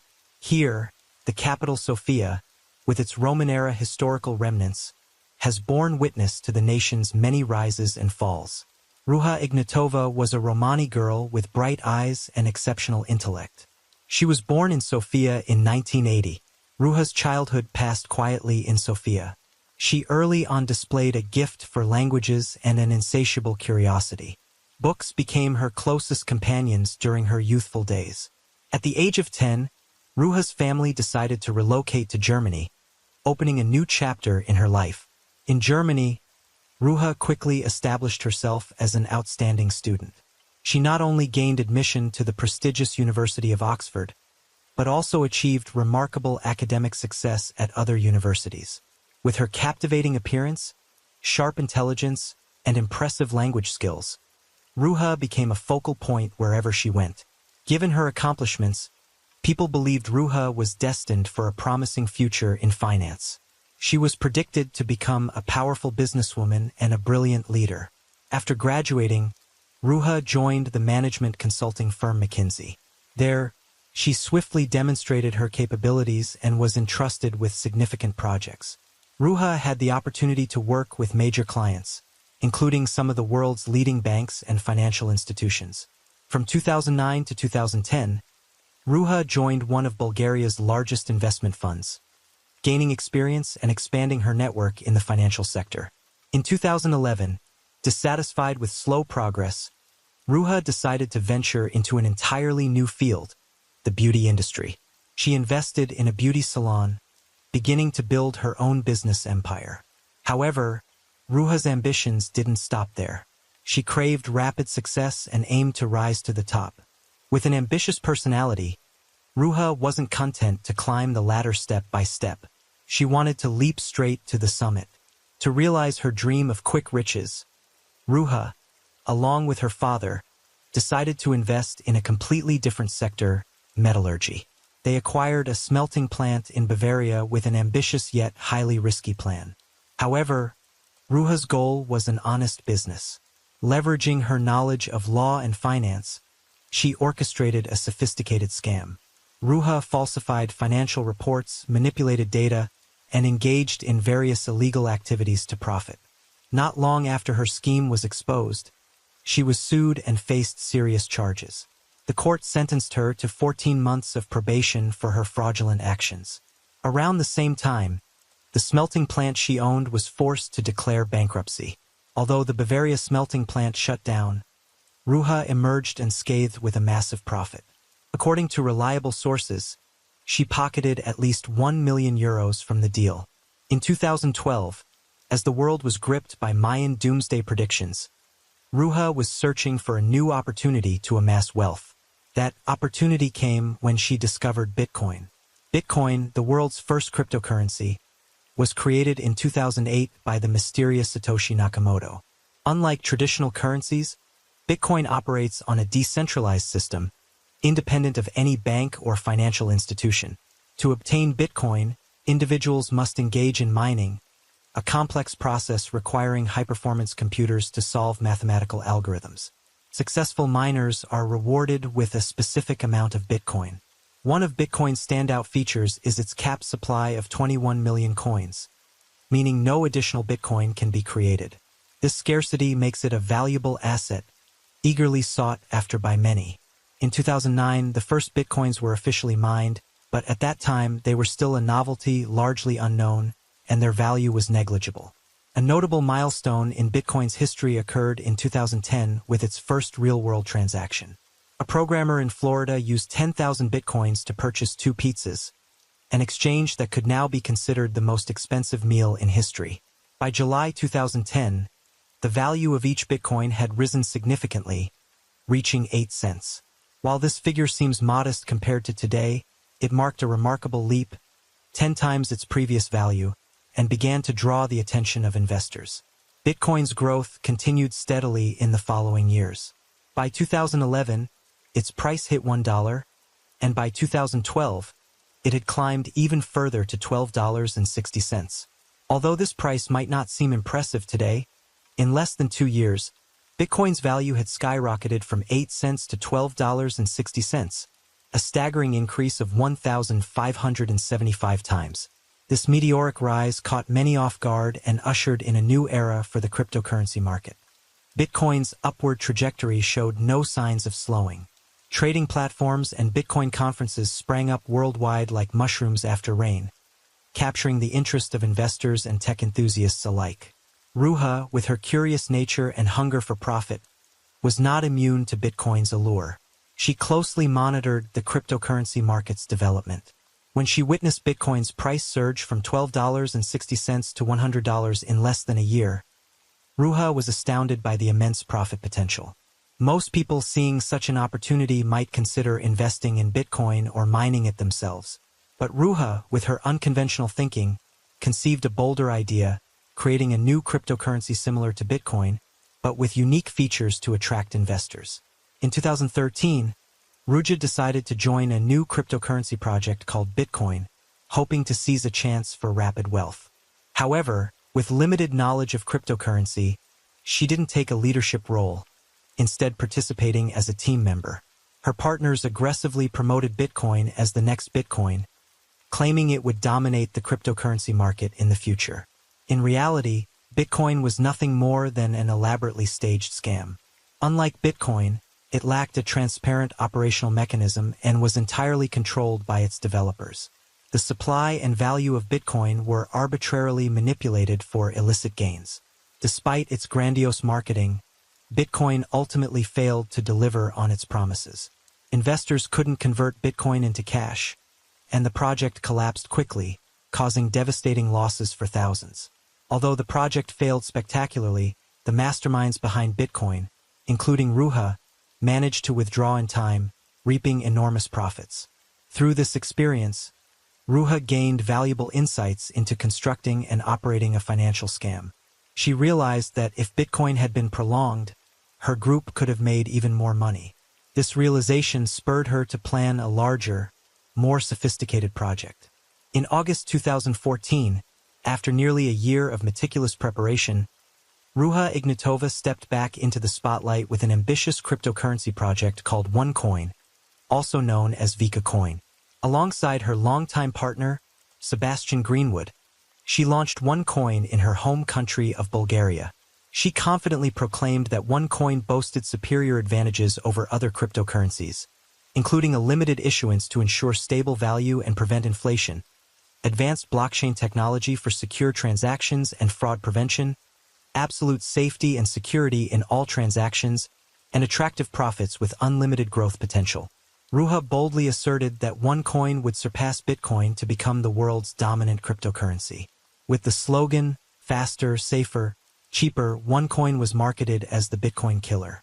Leveraging her experience from Bitcoin and capitalizing on the surging wave of cryptocurrency investment, OneCoin quickly captured public attention.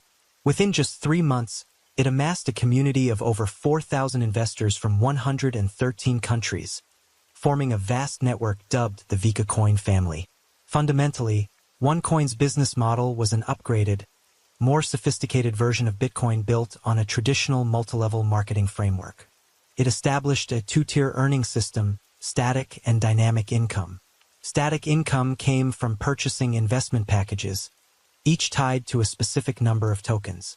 These tokens could be used to mine OneCoin, and the mined OneCoin could supposedly be converted into cash. Dynamic income was earned by recruiting others into the project. Investors received commissions for successfully referring friends or acquaintances to buy investment packages. Additionally, there were various bonuses, team bonuses, rank bonuses, and sales bonuses to incentivize active recruitment. Clearly, OneCoin's business model mirrored a pyramid scheme. Participants could only profit by continuously bringing in new members. Those who joined early and recruited more people held a significant advantage. Before officially listing OneCoin on exchanges, Rucha and her team sparked an investment frenzy by advertising it as the launch phase, claiming that OneCoin's value would continuously rise. Investors were promised massive profits if they joined during this early stage. By May 2015, OneCoin was officially introduced to the market, opening up opportunities for free trading. It immediately garnered significant attention from investors, fueled by promises of a bright financial future. Participants were allowed to buy and sell OneCoin and convert it into cash with ease. With the slogan, "Only goes up, never down," OneCoin quickly became a focal point in the market. Many saw it as a golden opportunity to get rich fast, especially amid the booming cryptocurrency landscape. Bitcoin's prior resounding success further bolstered investors' confidence in OneCoin's potential.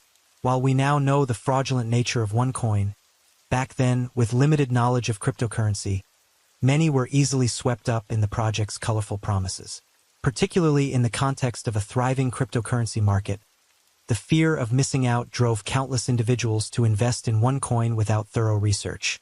A key factor in OneCoin's early success was the persona and credibility of its founder, Ruja Ignatova. She skillfully crafted a flawless image, backed by prestigious degrees and an impressive work history. Dubbed the Crypto Queen, Ruja frequently appeared in public with an air of elegance and confidence, convincing many that she was a brilliant and trustworthy leader. 2015 marked a significant milestone in Ruja Ignatova's career as she achieved resounding success. Her image graced the cover of Forbes Bulgaria, cementing her status as a successful businesswoman. At the same time, she was invited to the Southeast Europe Summit hosted by The Economist and honored as Businesswoman of the Year in Bulgaria. These accolades and events bolstered Ruja's image as a capable and reliable leader, greatly facilitating the promotion of OneCoin. Leveraging her personal achievements, Ruja tirelessly promoted OneCoin on a global scale. Lavish seminars and launch events were held, attended by prominent figures and prospective investors. These extravagant ceremonies, paired with promises of astronomical profits, quickly captured public attention and convinced many that OneCoin was a lucrative investment opportunity. Under Ruja's leadership, OneCoin grew at a breakneck pace, attracting millions of investors worldwide. However, beneath this facade lay a sophisticated scam. Ruja and her accomplices exploited the public's lack of understanding about cryptocurrency to build a massive financial empire, siphoning off enormous sums from investors. 2016 marked a pivotal moment in OneCoin's development when Ruja Ignatova organized a grand event at Wembley Stadium in London, drawing a crowd of 90,000 attendees. This event was a clear testament to OneCoin's allure and Ruja Ignatova's global influence. In less than 3 years, from its launch in August 2014 to March 2017, OneCoin raised at least €4 billion from investors worldwide.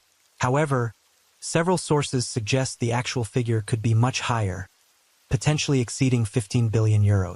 With the colossal sums collected, Ruja Ignatova lived a life of extravagance.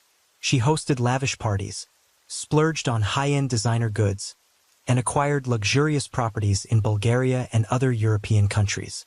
Not only Ruja, but also many OneCoin investors reaped significant profits, at least on paper.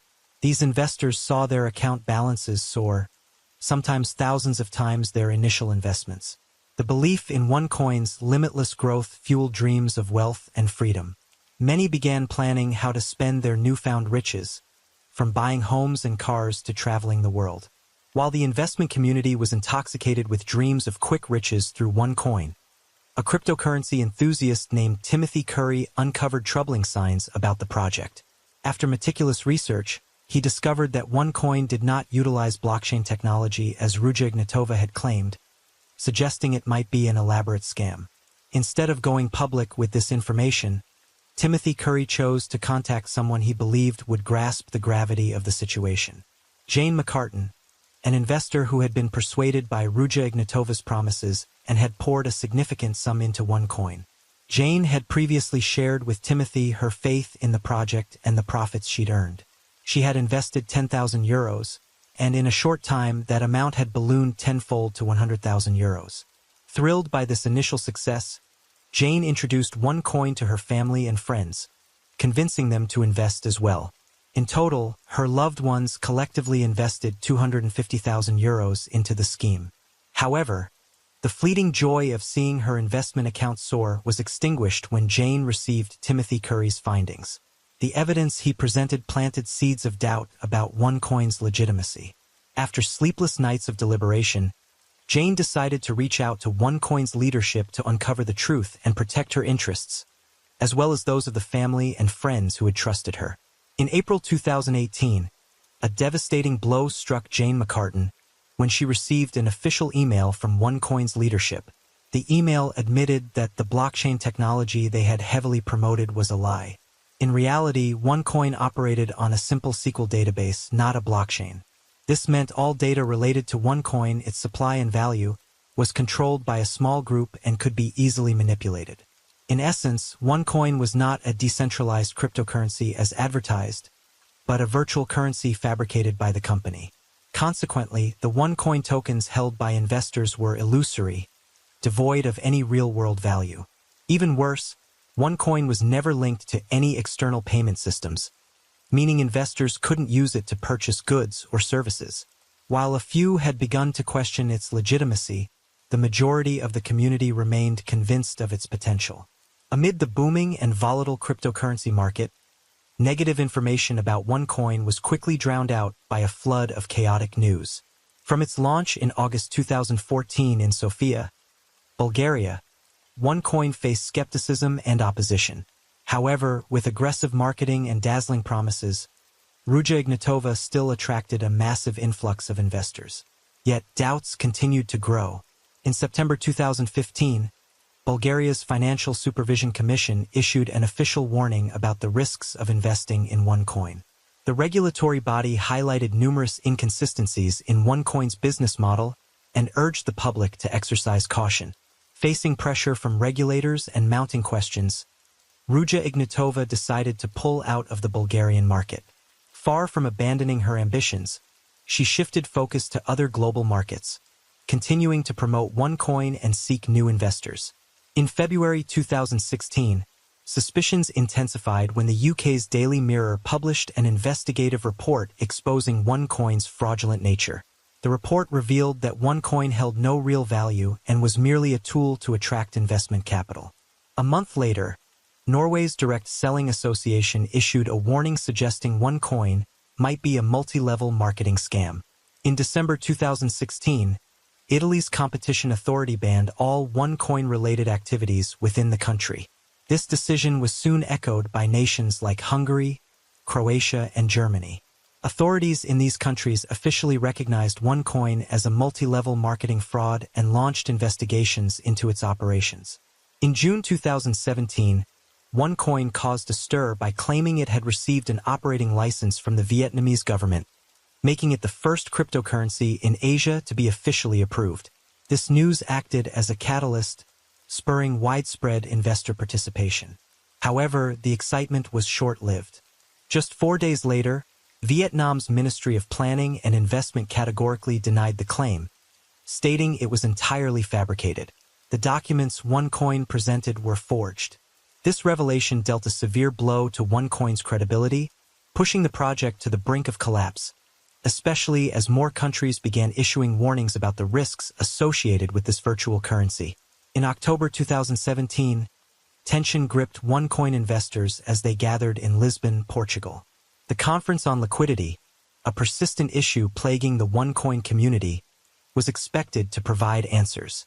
Converting OneCoin into fiat currency had been repeatedly delayed, while internal trading markets faced strict limitations.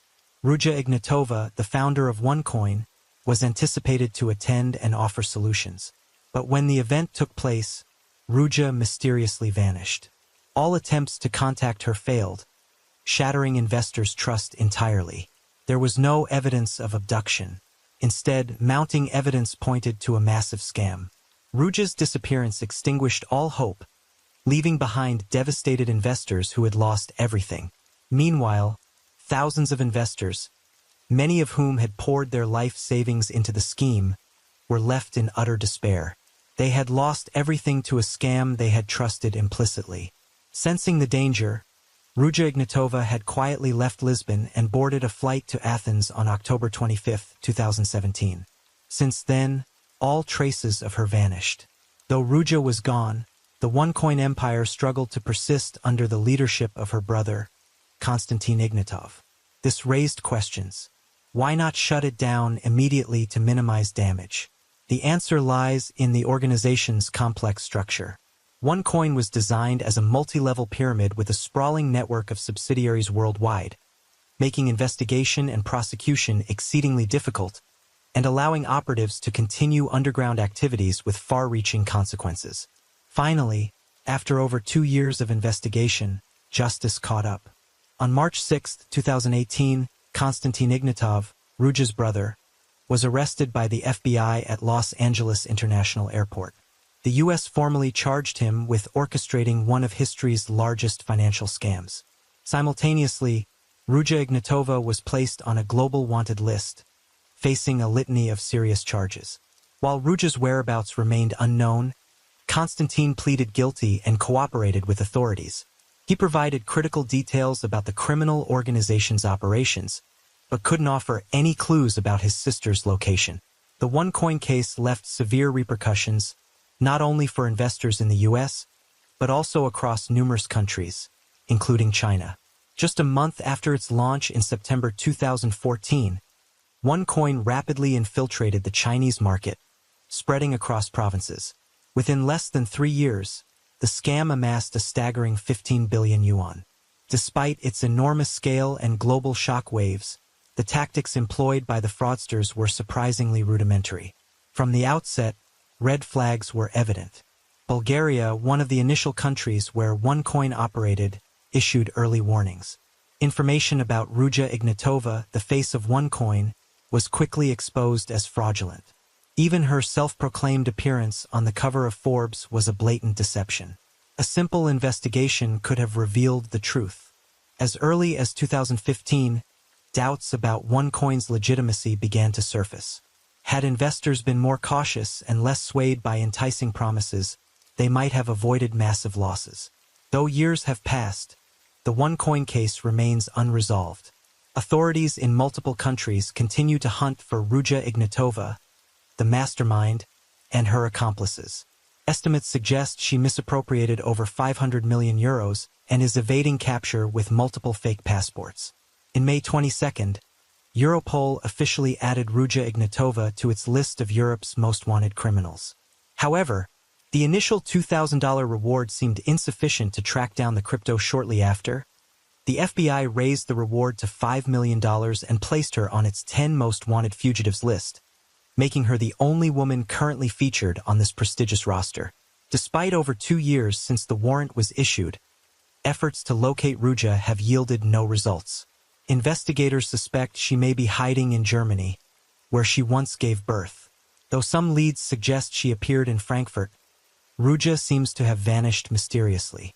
With her vast wealth and extensive network, it's plausible she has undergone plastic surgery to alter her appearance. No matter where she flees, with an international warrant and a substantial reward, Ruja Ignatova is unlikely to evade justice forever. The question remains, who will find her and claim the $5 million reward? Meanwhile, the OneCoin scam is gaining increasing notoriety. Some victims have even written books recounting their harrowing experiences. The rights to adapt these stories have been acquired by the renowned film studio MGM, promising an upcoming movie based on the case. And so, today's case comes to a close.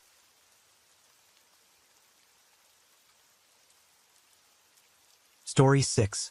On the morning of June 29, 2013, the 119 Emergency Response Team in Incheon, Seoul, received an urgent call. They immediately rushed to a small apartment in Yeonsu district. Upon entering the room, the paramedics saw a woman sitting dazed on the edge of the bed, her face etched with panic.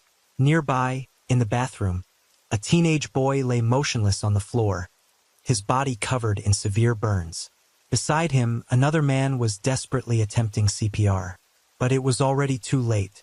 The medical team assessed the boy and confirmed he showed no signs of life, pronouncing him dead at the scene. Now, let's unravel the story of the day. The deceased teenager was Kwon Min-kyu, only 17 years old, still a high school student. The cause of death was determined to be sepsis. But what baffled authorities was the nature of the severe burns on his body, typically seen in fire-related incidents.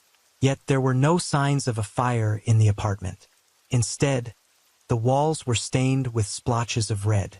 Where did the bloodstains come from? How did the injuries on Kwon Min-kyu's body come about? If he was so gravely injured, why wasn't he taken for emergency treatment sooner? And the two people present in the room, a man and a woman, what was their connection to his death? The police quickly launched an investigation and identified the 29-year-old woman at the scene as Lee, the tenant of the apartment.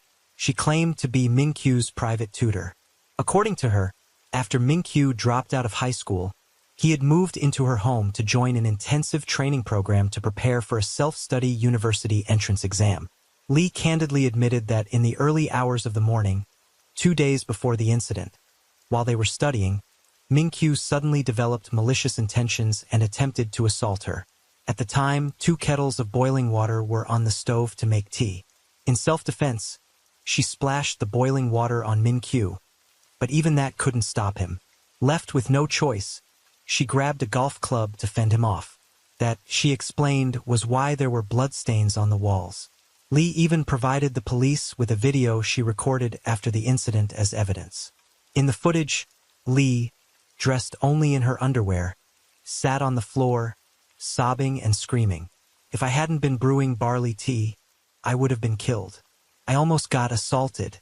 The camera then panned to Kwon Min-kyu, who stood in place, looking confused and frightened, stammering, "I didn't do that. I was attacked."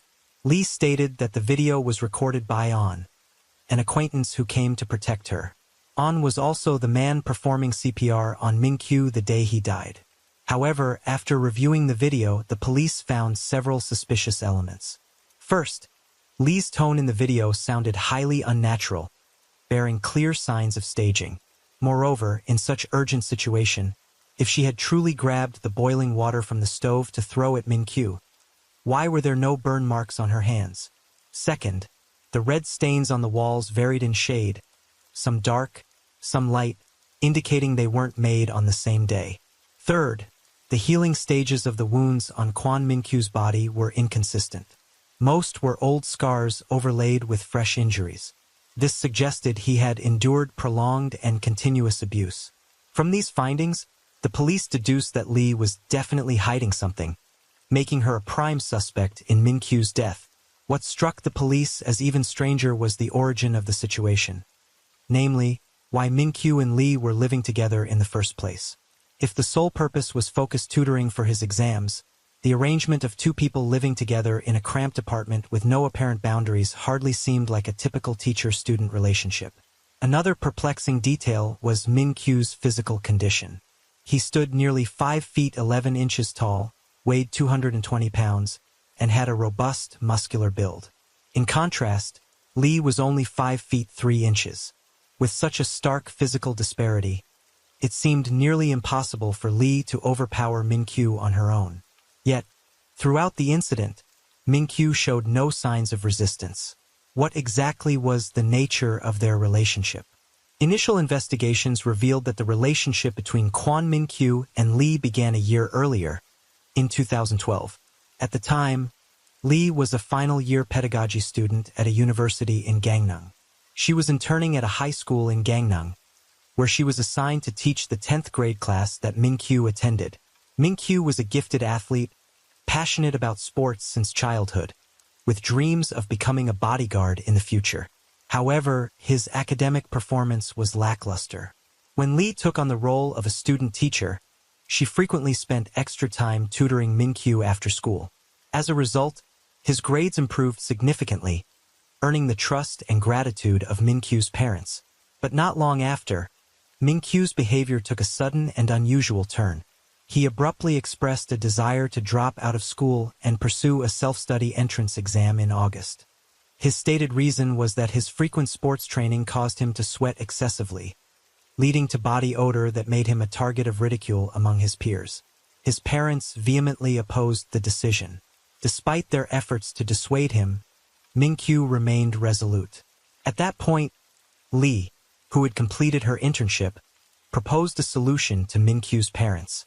She offered to provide free tutoring to help him pass the self-study exam, on the condition that he move to her place in Incheon for an intensive study program. Min-kyu's parents were deeply concerned about their young son living alone in another city, but they couldn't deter his determination. So, Min-kyu moved into Lee's apartment. He didn't even share the exact address with his parents, only asking them to send money each month. They assumed he had his own room, never suspecting that their son was sharing an apartment with Lee. For months later, on June 27th, Min-kyu's parents received a phone call from Lee. She told them that their son had tried to attack her before abruptly hanging up. Bewildered and unsure of what to do, Min-kyu's parents tried to reach their son. It wasn't until 4 hours later that they finally received a call from him. Min-kyu explained that he had acted that way because he had feelings for his teacher and asked them to speak with her. His parents were utterly shocked and sensed something was deeply wrong. Their son had never stuttered like that before, and his voice sounded unnatural. They couldn't believe he had actually committed such an act. But just 2 days later, they received even more devastating news. Their son had passed away in the very home of his tutor. After the case came under suspicion due to the questionable video Lee provided, experts concluded it was highly likely that the video had been staged by Lee herself. Consequently, the police promptly arrested Lee and summoned on for questioning. By recovering communication data from their phones before and after the incident, the police uncovered a shocking detail. The messages revealed the involvement of a new figure, and her emergence turned the entire case in a completely different direction. On June 25, 2013, Kim sent a message to On, urging him to find Min-kyu. In response, On expressed concern, asking about the severity of the boiling water incident and revealing his fear. How can the boy go home in this condition? He worried that if their actions were exposed, they would surely be arrested. Lee joined the conversation, reporting that Min-kyu was on the verge of passing out. Kim didn't relent, ordering On to go to the apartment to check on the situation. The exchange quickly escalated into a heated argument. Subsequent messages were chaotic, mentioning beatings, disputes, and growing turmoil. One message even stated that Min-kyu had no way out. The climax of the exchange came when Kim sent a message filled with chilling violence, criticizing the use of boiling water as insufficient and ordering even harsher torture for Min-kyu. These messages weren't merely evidence of a spontaneous altercation. They suggested a deliberate, escalating act of abuse involving multiple people with increasing cruelty. Based on the messages, the police deduced that Lee's first act of violence against Mingqiu didn't occur in the early hours of the 27th, as she claimed, but actually took place on the afternoon of the 25th, around 3 p.m. Furthermore, the one who recorded the video as evidence not only helped Lee fabricate the story, but also directly participated in the abuse. Most crucially, their actions were directed by a figure named Kim. While Lee was indeed Mingqiu's tutor, who was Kim? Why was she regularly updated on Mingqiu's academic progress? Even more suspiciously, whenever Mingqiu showed disobedience, Kim would order Lee and On to punish him. What was the true nature of her relationship with the student? Through their investigation, the police discovered that Kim, 29 years old, was Lee's high school classmate. The two not only attended the same university, majoring in pedagogy, but also interned together at the same high school, the very one Mingqiu attended. To their peers, they were inseparable best friends. Additionally, Kim had previously been in a romantic relationship with On. During the investigation into Kim, the police uncovered a bombshell from one of Mingqiu's classmates. Although Mingqiu lived with Lee, the person he was actually in a romantic relationship with was Kim, a student teacher 12 years his senior, right on school grounds. According to the account, from the moment Lee and Kim began their internship at the high school, Mingqiu had developed a crush on Kim. Lee promised him that if he improved his grades, she would introduce him to Kim. Motivated by this promise, Mingqiu poured all his effort into studying, eventually ranking in the top 10 of his class. True to her word, Lee facilitated a closer bond between Mingqiu and Kim. The two gradually developed a romantic relationship. Mingqiu even changed his chat app profile picture to one of Kim and kept her ID photo in his wallet. Rumors of their relationship spread rapidly through the school, with some whispers suggesting they had been physically intimate. Upon receiving this information, the police immediately summoned Kim for questioning. She denied the allegations, insisting she had never been in a romantic relationship with Mingqiu and was unaware of his feelings for her. Meanwhile, after being caught lying, Lee admitted that she had staged the video, claiming she did so only because Mingqiu wasn't studying seriously and that it had nothing to do with Kim. Yet, despite all evidence pointing toward Kim, Lee stubbornly took full responsibility for the crime, as if the two had coordinated their stories beforehand. This only deepened the police's suspicions about Kim's true role in the case. However, they couldn't conceal the truth for long. The police soon recovered deleted messages from Kim's phone, piecing together the full reality of the incident. The rumors about Kim and Mingqiu's relationship were not baseless. In the messages, they addressed each other with intimate terms like darling and honey. They had indeed been in a thrilling romance right on school grounds, but the happiness was short-lived. Kim faced mounting pressure as she prepared for her teacher certification exam.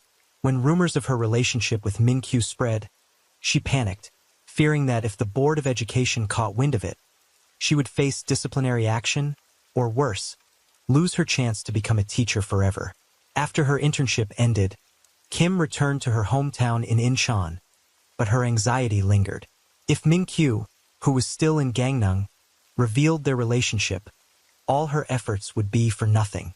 So, she devised a perfect plan. Make Mingqiu drop out of school and move in with Lee under the guise of preparing for his university entrance exam. On the surface, Lee was simply helping Mingqiu study, but in reality it was a way for Kim to monitor and control him. How did Kim execute this plan? First, she posed as her own uncle, sending Mingqiu a message filled with fabricated tragedy.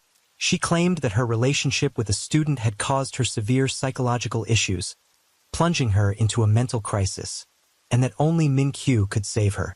Through relentless psychological manipulation, Kim made Mingqiu feel guilty, convincing him that he had ruined the life of the girl he loved most. Under this emotional pressure, he decided to drop out, move to Incheon to study with Lee, and cling to the hope of one day building a happy future with Kim. In reality, by that time, Kim had already started dating someone new. Mingqiu had no idea that not only would he rarely see Kim, but his living conditions would be far worse than he imagined. The mounting pressure of studying and the grueling intensity of the training soon left him exhausted and disillusioned. Before long, Min-kyu began to consider giving up, even threatening to return home. Seeing him slipping out of control, Kim didn't allow him to leave. Instead, she ordered Lee and On to intensify the punishments, forcing him to continue studying. As the university exam approached, the severity of the punishments grew even harsher. Lee once expressed concern to Kim about the escalating abuse, but Kim responded coldly. "Last time, I beat him with a belt until he bled. As long as I say I'll come see him, he'll tremble with fear and obey. You don't need to worry." Under Kim's influence, Lee became increasingly cruel.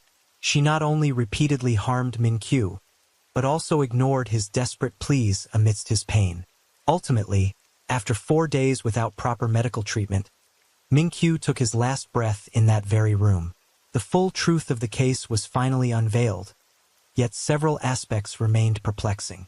The most suspicious detail was why a physically strong student like Min-kyu, a trained athlete who had practiced taekwondo, never fought back and instead resigned himself to his fate.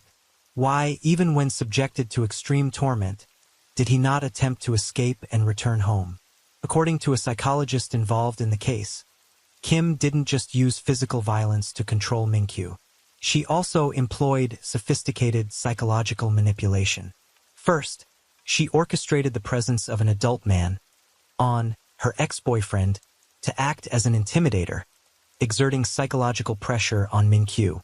At the same time, she sent continuous messages to bind him emotionally.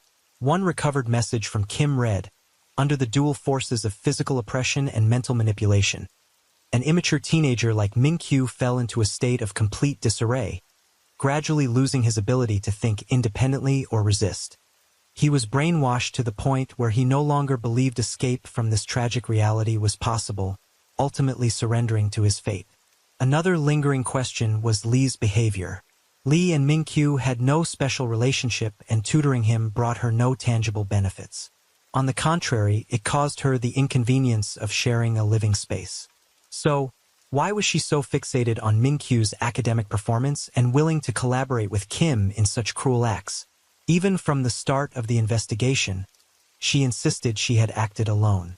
According to those around her, Lee was an aloof and unapproachable person who, since high school, had only one friend, Kim. She mimicked Kim's style of dress and manner of speech, even enrolling in the same pedagogy program at university to stay close to her, revealing an unhealthy dependency on this unbalanced relationship. The bond between Kim and Lee resembled a superior-subordinate dynamic, orders and obedience, rather than an equal friendship. However, as the investigation progressed, the police uncovered that Kim wasn't the only one manipulating Lee. There was another mysterious figure involved, a one. Each time Lee mistreated Min-kyu, additional directive messages came from a one. On June 24th, the day before Lee doused Min-kyu with boiling water, she received a message from a one that read, "Recently, you haven't been closely monitoring Kwon Min-kyu's studies, nor have you followed Kim and On's instructions. Because of this, the mafia harmed my mother, and she's now in the hospital." So who was a one? Why would Min-kyu's failure to study lead to such severe consequences? The police shifted their focus to this individual and uncovered a series of suspicious events. A one wasn't a stranger to the group, but someone with a significant connection to Kim. The investigation revealed that a one was a 32-year-old man who had worked as a real estate broker, but had fallen into gambling and accumulated massive debts. He also had a criminal record for fraud. Notably, he had lived with Kim for a period, though their relationship, whether romantic or exploitative, remained unclear. According to those around them, a one exerted a degree of control over Kim, even acting as a mentor in psychological manipulation. It was a one who taught Kim how to use psychological tactics to control Min-kyu. Beyond that, he targeted Lee, a vulnerable person, desperate for validation and heavily reliant on Kim to exploit her. He repeatedly fed Lee ideas about responsibility, duty, and loyalty, even fabricating a story about his mother being harmed to make Lee believe her failures were the cause.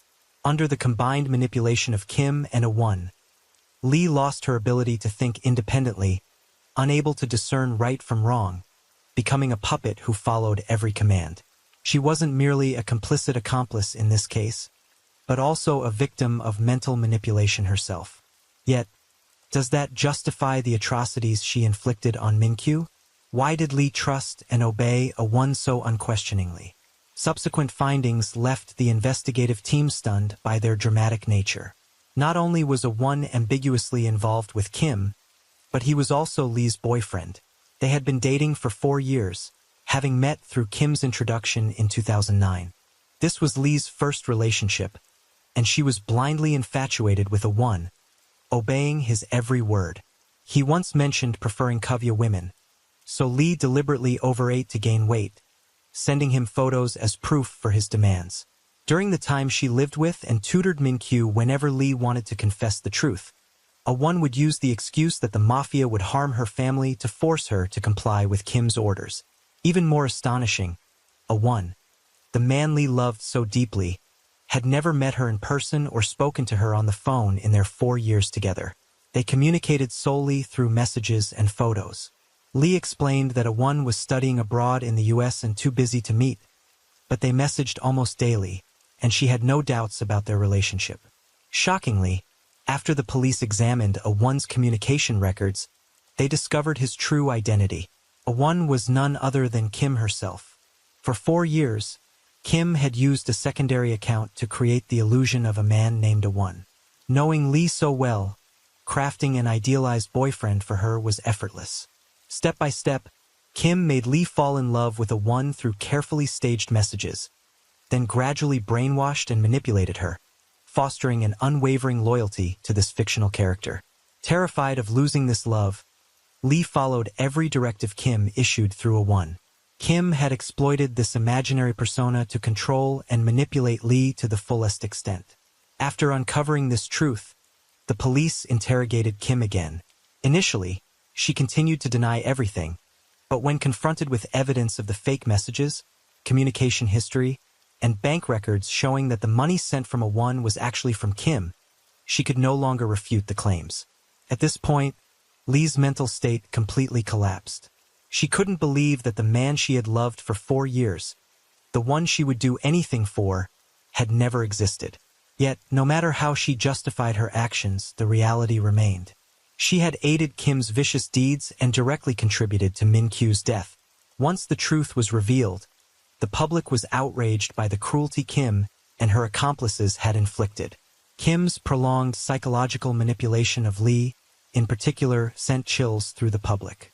This wasn't just a typical case of abuse. It was a stark example of ruthless psychological manipulation, where one person exploited another's vulnerabilities to turn them into a puppet.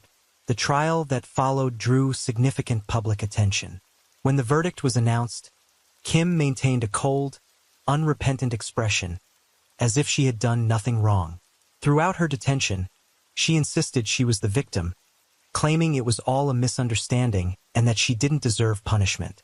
This behavior further highlighted her personality disorder, a trait marked by self-centeredness and an inability to take responsibility for her actions.